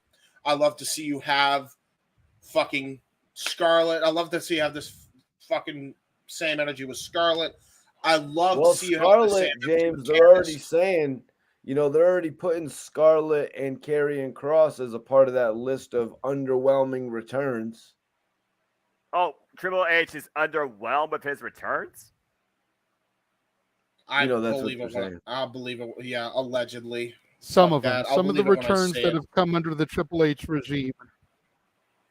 I think it's more the fans that are underwhelmed with the returns under Triple H's regime. And plus this iron fist that Triple H is ruling with right now, you guys. Like, Triple H is like, he is so conservative, apparently, if this is what is happening in the Triple H regime. It's crazy. Hold on. I wish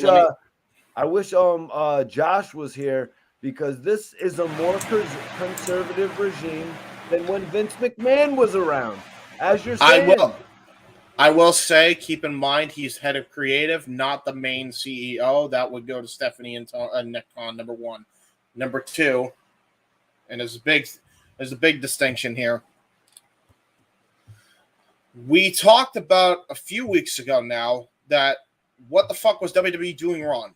They weren't making video presentations for new viewers of the fucking product. So if anybody new came in here, guess what? You didn't know dick about them because they didn't have a video package. That's the problem. That is absolutely in Triple H's wheelhouse. He has every right to go and make some creative promo packages when it comes to the TV, which, by the way, would probably make a 3-hour Raw more interesting, just for the record. Just a word of advice there. It has nothing to do with... I'm going to be honest. I don't think Triple H should have come back. The more I'm seeing the way it's going on a weekly television product, he's great with the monthly events, do not get me wrong. But I think the reason he's bringing Regal back is because without Regal, he doesn't have dick. Period. I think Regal was more the creative genius behind NXT than it was Triple H. There's a reason why the black and gold mattered and build people. And keep that in mind, too. Triple H had Dusty and Regal as his number 1 and 2. And when Dusty went away, God rest his soul, baby, Regal stepped in. So it doesn't surprise me that, yes, have the live events gotten better? Is Triple H a good long-term storyteller? Yes. That has gotten better.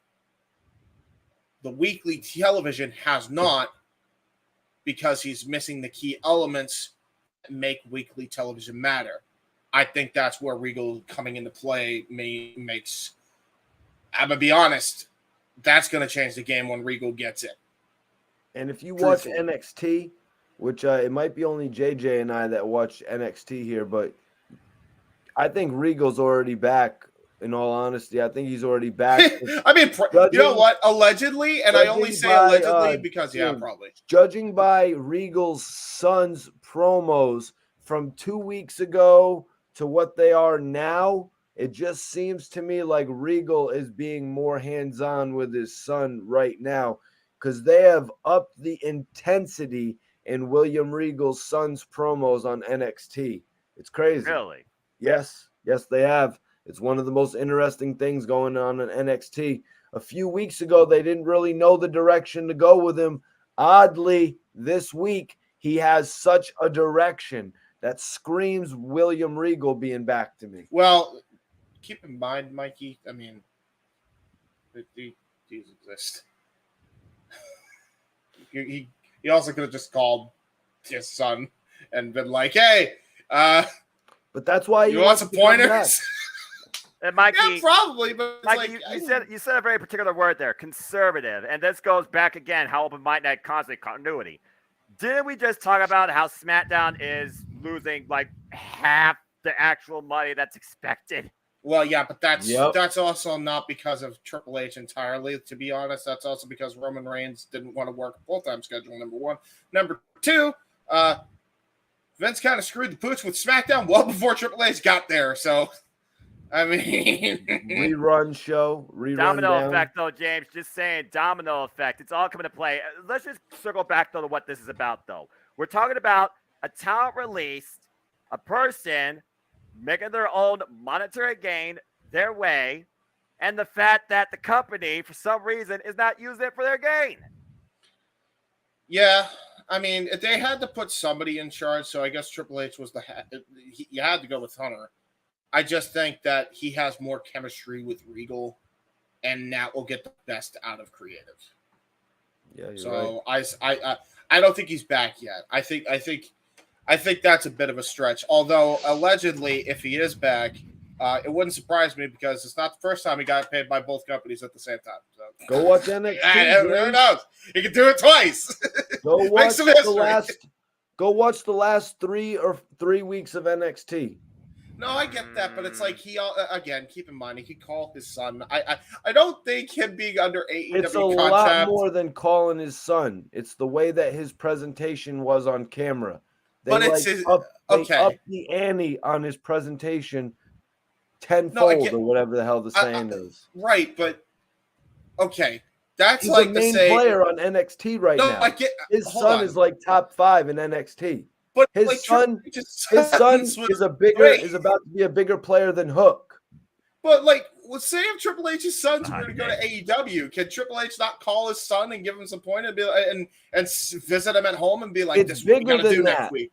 If you have been watching NXT, there has not been that focal point on William Regal's son, and I'm sorry I don't remember his name right now, but that Regal they put Jr. on him this past week. Everything had just changed. He was just 100% ready. Like JJ, make a mental note to really watch out for this when we call New Year's Evil together, because I'm going to hold Mikey to this. Yeah, you got it. That's fair. If Either way, Andy Rose. If Charlie Dempsey, so Regal's son, has a spot on New Year's Evil, then I will definitely make a point to bring that to your attention. I do agree with Mikey to an extent, though, because when I first saw Charlie Dempsey debut on my NXT, it just had this lackluster presentation. And I'd say within the last month, they've really started to chisel away to the exterior and start to fix the rudder of the ship, guiding him where he needs to be. He's been more intense. His promos have been fire. Everything about him in the ring reminds me of his daddy. Everything. So I definitely agree with what he's saying here and how they've altered the course on him a little bit to where maybe not top 5, Mikey. Because I think top 5, honestly, right now would probably be Braun, JD, Waller, since he won that Iron Survivor thing, Mello, and then Gacy? probably Gacy, yeah, with the way things have been going. Ilya would be in there if he wasn't injured. Damn it. The Creeds would be in there, Yeah, if they were doing a little bit. I would definitely say Dempsey is probably top 10. You also got the Duke Andre Chase thing going right now, which Duke is really funny. I'm catching hoping some this isn't just traction. Duke turning his back on him. Damned high school drama, it sounds like, where he just wants to hit the girl. And listen, though. When does Chase he you. go I'm sorry, Mikey. I'm sorry, Mikey, that I had to burst your bubble about Charlie Dempsey, but this was a teachable moment. But there you go. I hope Duke doesn't just turn his back on Chase U. That would be some BS. What if he does, and then he has to call up his long lost brother Bull Dempsey, and then Bull Charlie, he's Bull Charlie, Big Bull, Bill.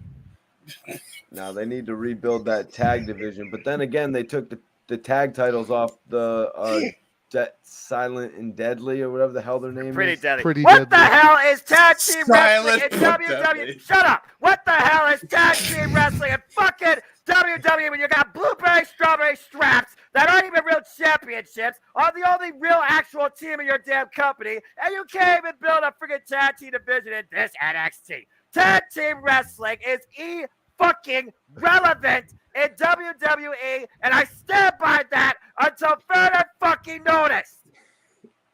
That's fair. That's a If fair that didn't take. come out Same glitched, tag team wrestling in NXT, Noah.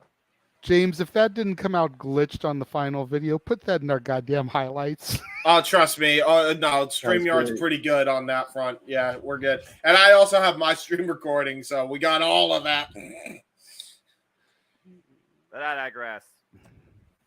Yeah. Anyway. But put a bow on this topic and to circle it back around to Mandy, at the end of the day, she just got a bad deal. Mikey, I apologize for inciting you in the group chat and getting it into it with you, but it's all good, bro. I've just really become passionate about Mandy and Toxic Attraction. I was seriously invested in this trio. Yeah, and anybody else that for was things watching to WWE go for the first time in way a decade. For things to go the way they did with her, when, like I said, you've got a guy that should be suspended for 60 days for second violation of a wellness policy, who's only going to be out of action for 6 weeks. Mm-hmm. Okay. And you can't give Mandy a bone notice, a 30-day suspension. James. That was intentional this time. I'm sure it was, James. That's why I tried to avoid it. Damn it, James! You fucking idiot! That's why I did it. At least approach her to be like, hey, you need to take this down now. Or else repercussions are going to happen. At least give her a 30-day suspension, You have 30 days to take this down or you're going to be terminated. Yeah, and give her something. Yep. Especially after she's just had this run. And This historic run. And they were aware of it to a degree. This hypocrisy of a bureaucracy in this fucking multi-billion-dollar company is literally the most noticeable thing behind the scenes that bleeds on fucking screen. And don't get me started, King Mike X, on the women's tag team wrestling. Women's tag team wrestling, 3-word sentence that actually has some legitimacy in WWE. Yeah. I can't confirm that. He confirmed it? What about Eric? You're the bearer of all things news. Can you let us know if Scarlett has one? Thank you. Bye. I was just trying to see if Mandy had ever been suspended before, but obviously you're not going to find that in any recent Google searches. No. To my knowledge, she hadn't. And that's and Mikey, Mikey, speaking as a person from IT, Googling anything is the most dangerous thing you could do, not just to your computer, but to your mentality, because chances are what you Google is going to be opinion that could be carried as fact. Allegedly. Oh, Well, thanks, Eric. supposedly that's the last Eric topic really that is we have doing his today. research. He's doing his research over here. It's crazy over here. Apparently, he provides links. What the fuck, Eric? What are you doing, bro? And again, I stand by my statement. WWE is the definition of a hypocritical bureaucracy that at the end of the day, this multi-billion-dollar, publicly traded, worldwide recognized company is about the money. They just don't know how to use every revenue stream to their fullest capability. Case in point. Yeah. There we go. Damn. I do still have Jeff's quote that I want to bring up for this topic. He said, so I've had a few more days to really think about this. There we go. Regardless of how any of us feel about WWE, the bottom line ultimately comes down to whatever is explicitly stated in a WWE contract, plus the fact that WWE has active sponsorships and partnerships with companies that will not be comfortable for or go along with content, such as what Mandy had on that site, whether it's a paywall or not. Again, WWE is not ran by Triple H. It is ran by the investors, the network, the sponsors, and somehow Snickers that has nuts doesn't care for this? All right, whatever. Hey, if you're getting paid a salary by a company and they say that you can't put your likeness out there unless it's on their property, I mean, that's what you're getting paid $1 million a year or 500,000 or, you know what I mean, in your various merchandise deals. You've got to respect that. You know what I mean? In this business, in this entertainment business, you at least got to respect that. That's what's going on with The Rock right now with him, all the, you know what I mean? All the red tape around The Rock returning. Is he going to have a movie coming out? He's got to have respect to the movie companies putting $200 million into their production. Is he going to regret? Is he going to regret doing Black Adam? What? You said he's going to regret doing Black Adam. He straight up said that.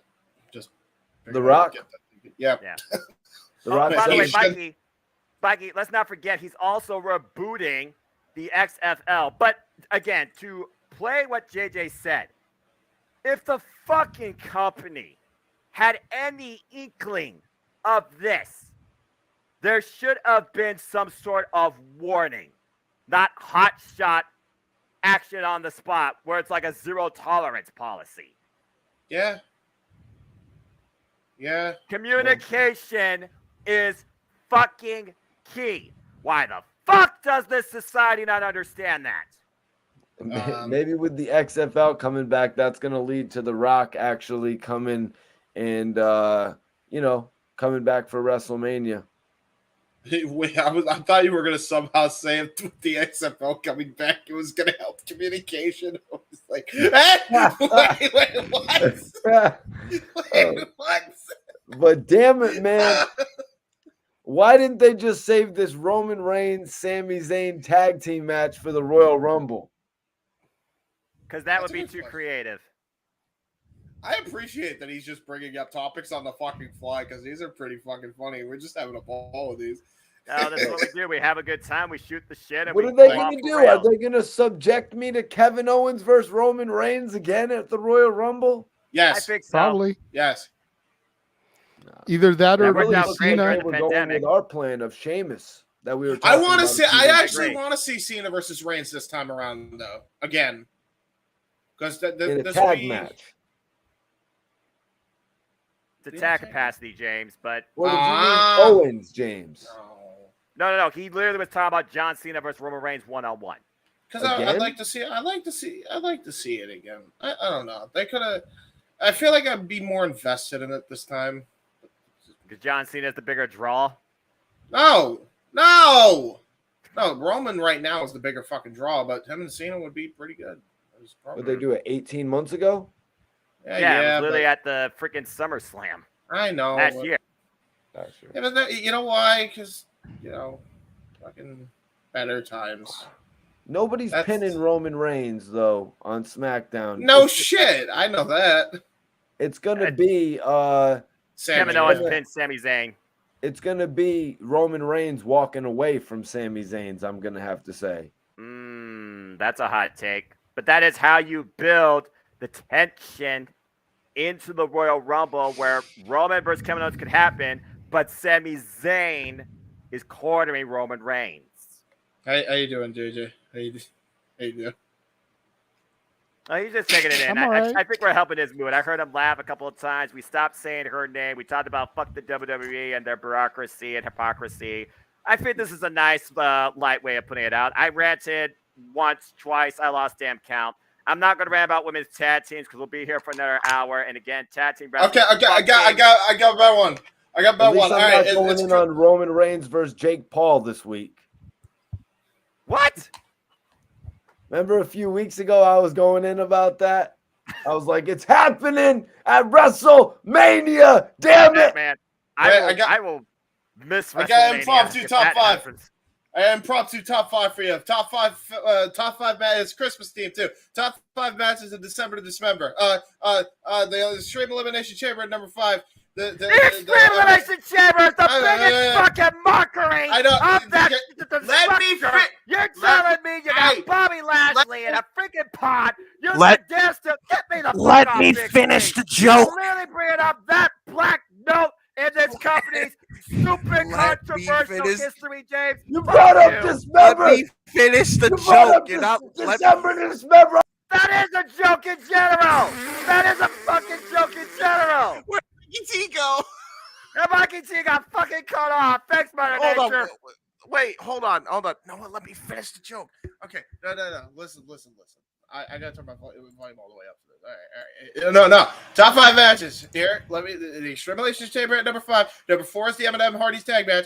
Number 3 is Heyman versus Vince. Number 2 is Dreamer versus the Ramp, and number 1 is Vince versus the fans of ECW.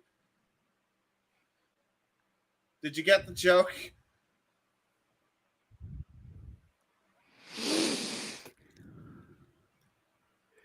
Did you get the joke? Did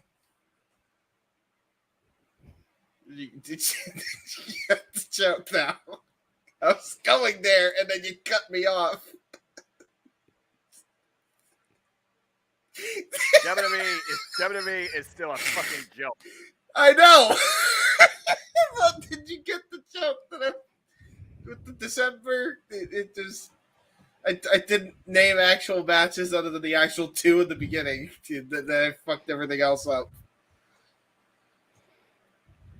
Yeah, see? That was the joke.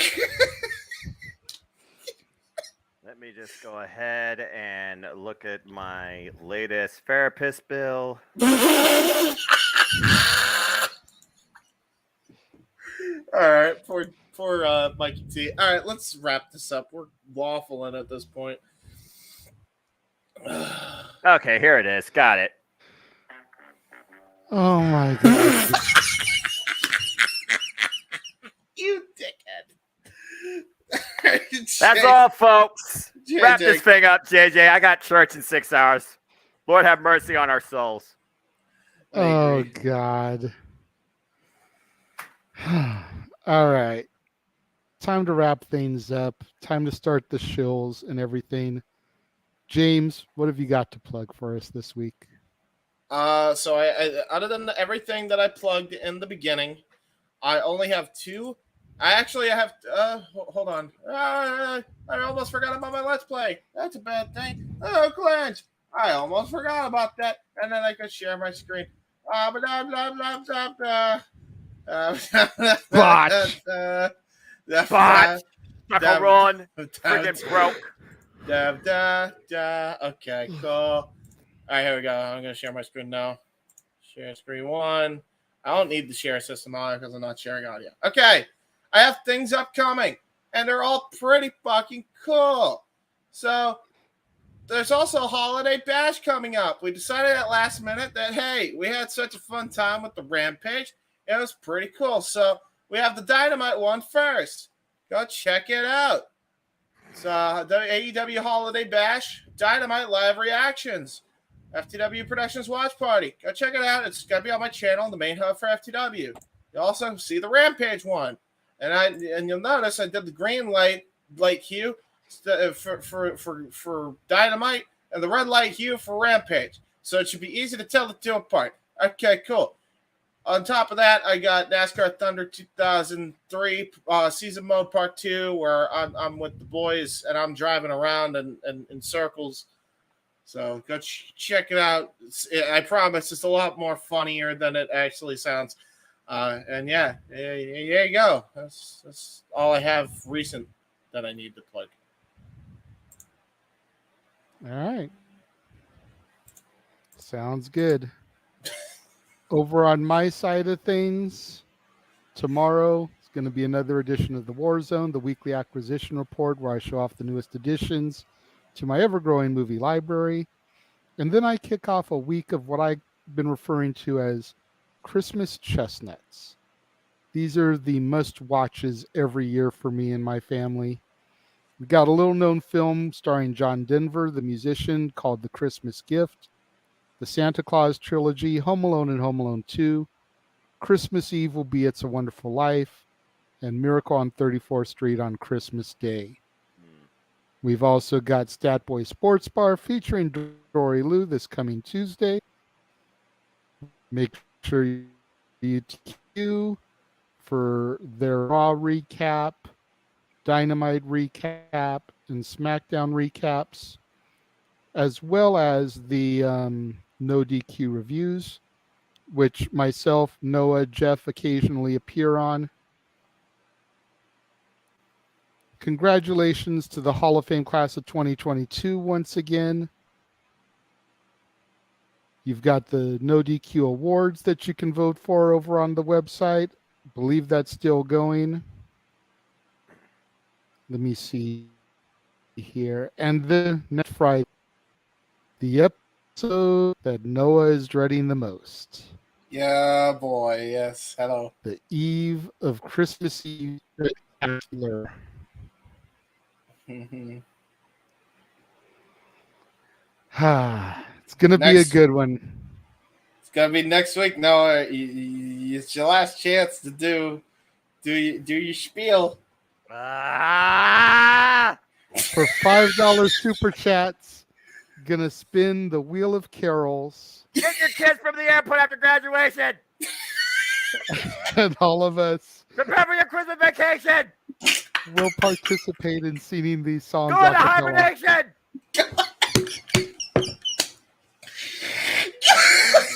Noah cracks me up with this shit. That's really good. I've told Noah, James, I've told Noah in private that if he didn't fight this as much as he has been, people probably won't even super chat. But as much as he's resisted this, people are going to be shilling money left and right our way just to see Noah Foster sing Christmas carols. Focus on your own Christmas celebration. Worry about your movie traditions. Eat Christmas cookies. And we'll probably be doing a lot of that on the air because Wrap your stocking. Wrap your gifts. Go to bed early. There's not going to be any wrestling talk unless it gets super chatted as a topic because we're talking Christmas traditions. We're talking Christmas movies. We're talking Christmas songs. We're talking December to December. Go outside. Make a wish on a star. We're talking WWE portrayals of Santa. We're talking photo in order. We're talking December to Dismember, which Noah loves. His favorite pay-per-view of all time. God help me. Hey, Noah, you're a marketing genius, bro. I'm proud of you. And then we wrap up the year with our coast-to-coast New Year's Eve countdown. Oh, that will be fun. Which, unfortunately, Jeff is going to have to work that entire shift. He's working from like 7 p.m. until 3:30 in the morning. No. Hey, blame the House of Mouse. Curse you, Jeff has to corporate world trying to take over all media and television! Dadgummit! Of all the freaking nights to cause this! Oh, it's okay. But I have been told he's going to film a little bit of vignettes to throw up there throughout the episode so that he can still kind of be a part of it as he was today with his images and written statements. We'll have some video clips to air of him throughout the show.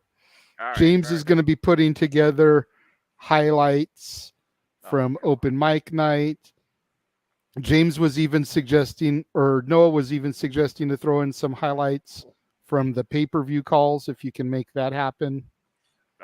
Yeah, I could probably do that. I've been going through old episodes of Dads from this year, trying to find little snippets to put into a presentation so we can have some highlights from Dads Not Always on Wrestling over the course of the year. So got quite a bit. And again, probably not going to be too much current wrestling related topics. We'll probably go over and kind of rehash the biggest stories of the year and kind of, as the year is ending, we'll talk about once again, like Austin having a match at WrestleMania, the Sasha Naomi walkout, the Vince McMahon resignation, the All Out scrum. These are things that have been beat to death on the channel, but you can't argue that they're not the biggest stories of the year. And just in time for the plugs. Can you guys see me okay? Yes. We see You're not John Cena. We can see you. Hey, I saw John just fine last night. Thank you very much. Fair point. All right. So how much did I... You've missed pretty much the entire show. We're doing the shills. I just was promoting the New Year's Eve special. Yes. Talking about how, we're probably not, unless there's a major story that breaks that week, we're probably not going to cover anything current wrestling. Right. Like I said, we're going to be retalking the biggest stories of the year. Right. As well as showing highlights and whatnot. Yes. So this is probably the last full week of current newsworthy topical wrestling stuff. Again, unless we get something super chatted next week. Yes. For a topic. Knock on wood. Unless something drastic transpires over the next 2 weeks that we have to cover on the New Year's Eve show. Don't jinx it. Right. I'm not trying to, but I'm trying to be 100% transparent to my panel as well as to our viewers. Fair enough. Yeah, and it's one of those things where I'm at this point, because I'm sure you all saw the group chat, but for the audience that is unaware at the moment, I have been scheduled to work at the House of Mouse starting at 7 p.m. Pacific time, so I'm gonna totally miss the whole show. There's no way around it. But JJ and I talked about it, and what I'm gonna do is every hour that the day turns to 2023, so over the course of the program, there'll be a little cut in from me that's pre-taped, obviously, and with what I'm going to try to do is have a memory or a favorite moment based on that time zone. So as far as on the channel or, just some sort of blooper or something, I already have a really good one for the end of the show, even though it technically features people on the East Coast. I'm still going to save it for last because you have to save the best for last, right? So, but yeah, that's the plan I had in mind. I hadn't really cleared that with anybody at the Christmas show. Oh yeah, I'll be there Friday, Bubba. You no doubt about that. No way I'm missing Friday with this guy above me having to carol along with the rest of us. Go see the Nutcracker. No. The only that's going to be cracking is you having to sing, brother. Hang your Christmas lights up outside your house. They should be up. If it's not up already, you got some serious issues, kids. Go make fake snow. No. Talk to Matt Riddle. He was snorting it. Yeah, no. You and Snow on this show. We can't talk about that no more. Remember? We can't. Yeah. We tried. We tried that. Didn't work. It's actually a toy prop. I was watching the React channel. I was like, oh, that's how you do that? That's interesting. Yeah. I mean, he's not wrong. No, he's not. But no. Stop making snow. No. Donate to Noah. Donate for Noah to sing. No. And I only say I'm going to be on Friday. Number one, because I'm off work. Number two, it's the only freaking day I have off of absolutely nothing to do this coming week between the podcast and Disney. So, all right. So I will be there. I will be there with hopefully something more Christmassy than this very lovely Shop Disney sweater that you get at shopdisney.com. You can find it in your size it is right now because it is sold out in most places. It is a park, primarily a park product, but the voice of a certain somebody modeled it. I'm like, okay, well now I have to have it because Brett wore it. So, Kings won in the shootout, so that's always good to send me into a Christmas break of not seeing hockey live with a win, especially over San Jose. So for those of you up north, including Meltzer, fuck off. Thank you. Appreciate that. I kind of beat you to the punch on that one. Although me and James both had our things to say about. Oh, I'm sure. Hang on one second. I kind of went off. You kind of went off. Okay, I really went off. I was saying, James, how long have I known you? This was your freaking over 9,000 power level of going off. No, it's Jeff, go back and watch the Regal conversation and then the Man conversation. Yeah, it's one of those. This was definitely the week that James had pretty much carte blanche to go off on the media because they earned it this week. They really did. Thank you. Okay, I'm glad I got that already. Yeah, it's. Yeah, to be fair, you kind of did push me to that point where, again, I don't get involved with this stuff, but I understand where you're both coming from. I have no problem on repeating what I said. I basically said No. We can't, only because I gotta get off the phone. I just want to come in real quick and make a cameo. Or whatever. Oh yeah, all right. Yeah, it's trust me, I'll watch your back. We gotta get somebody to watch hours to get up to 4,000. So, I'm looking forward to the eve of Christmas Eve special, I should say. Not the Christmas Eve, because we'll all be busy Christmas Eve with our families. Much like Noah wants us to be busy on Friday, but we're not going to be. We'll be with you, dude, because we love you and we want you to sing along with us, bright and jolly and merry. Damn it! But again, if I don't get to say it live on Friday, I want to say it now. Thank you all for going along for the ride. Whoever's, I'm not running the studio. I don't know how many people are still watching, but God bless you guys that are watching this night. And I've watched all year. A lot of the moments I'm going to pick out for my looking back is going to be in this room with these people, these three people primarily. The pay-per-view calls have just been a beacon of light for me. This guy, getting a call, a big four, Noah calling every damn thing because he's a superstar. James coming back onto the side of, I'll call WWE after all, why not? Which, you talked in Mania, that wasn't going to happen past Mania. So, very cool that the man in the marquee has been allowed to be an outlet for the three of you. And I can't say how fucking proud of that I am enough. Said it on my post earlier in the week. It's, one of our dearest friends on the channel was this close. Where's the camera? This close to being a world champion, Frankie Kazarian.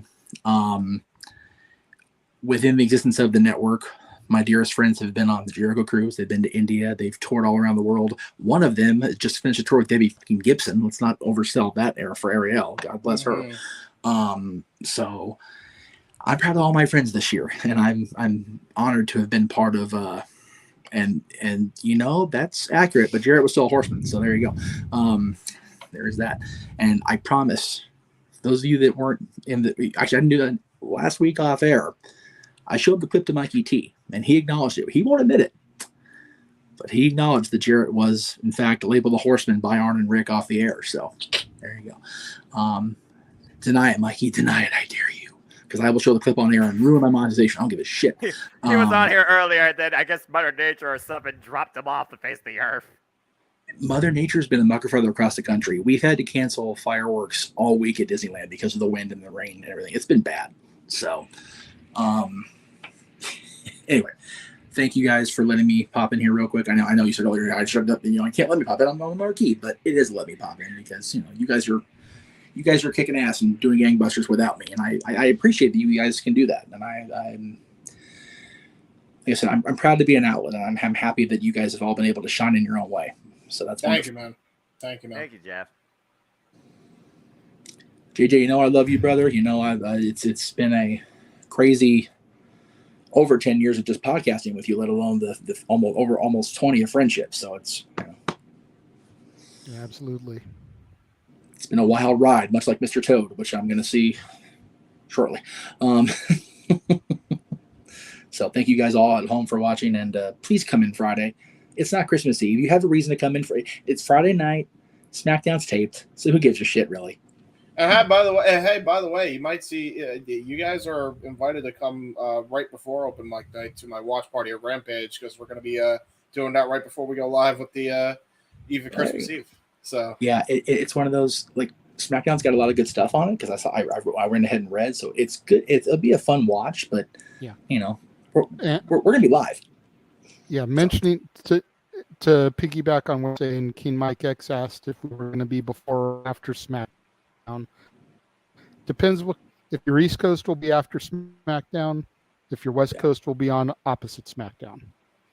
Because we're starting at 8 o'clock Pacific, 11 Eastern normal time. And I swear we are going no longer than 2 hours.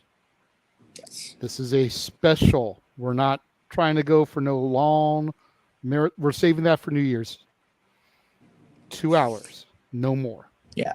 And I am co-signing and pulling executive rank here. My name's on the marquee. It doesn't say that right now, but it's on the marquee.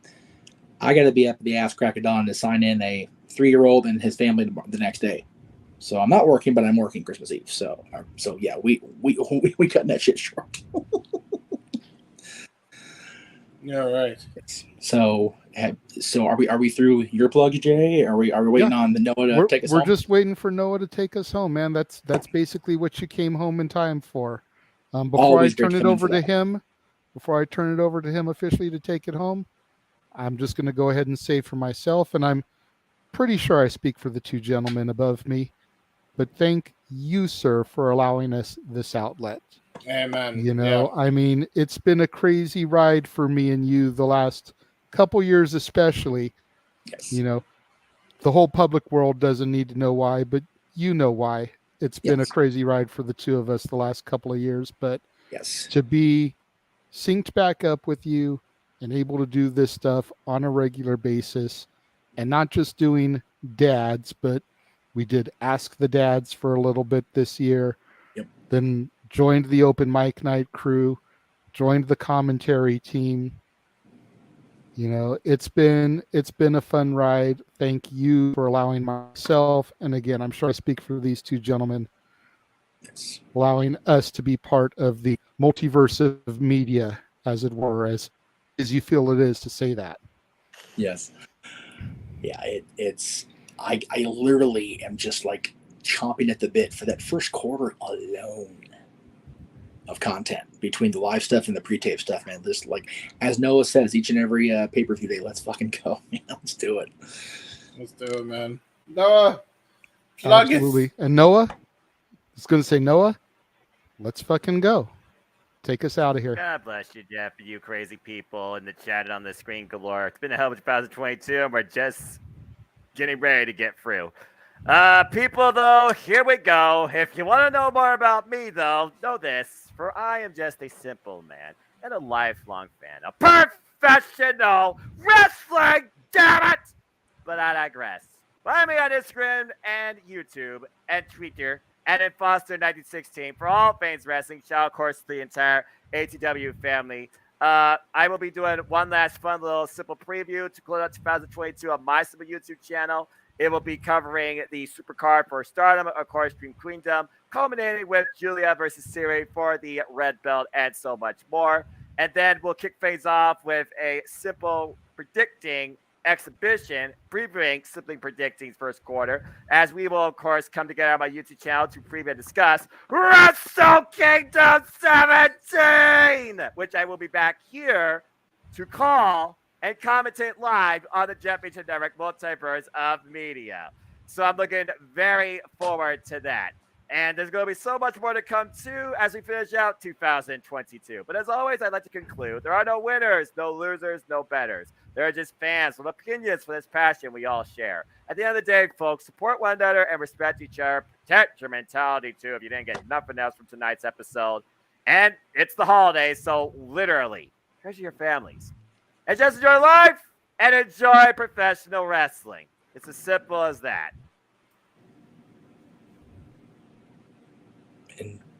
JJ's frozen. Yeah, we've been having problems with that all night. All right, go, JJ. JJ, go. There we go. There we go, gentlemen. Thank you to everyone who joined us for this last normal edition of Open Mic Night for 2022.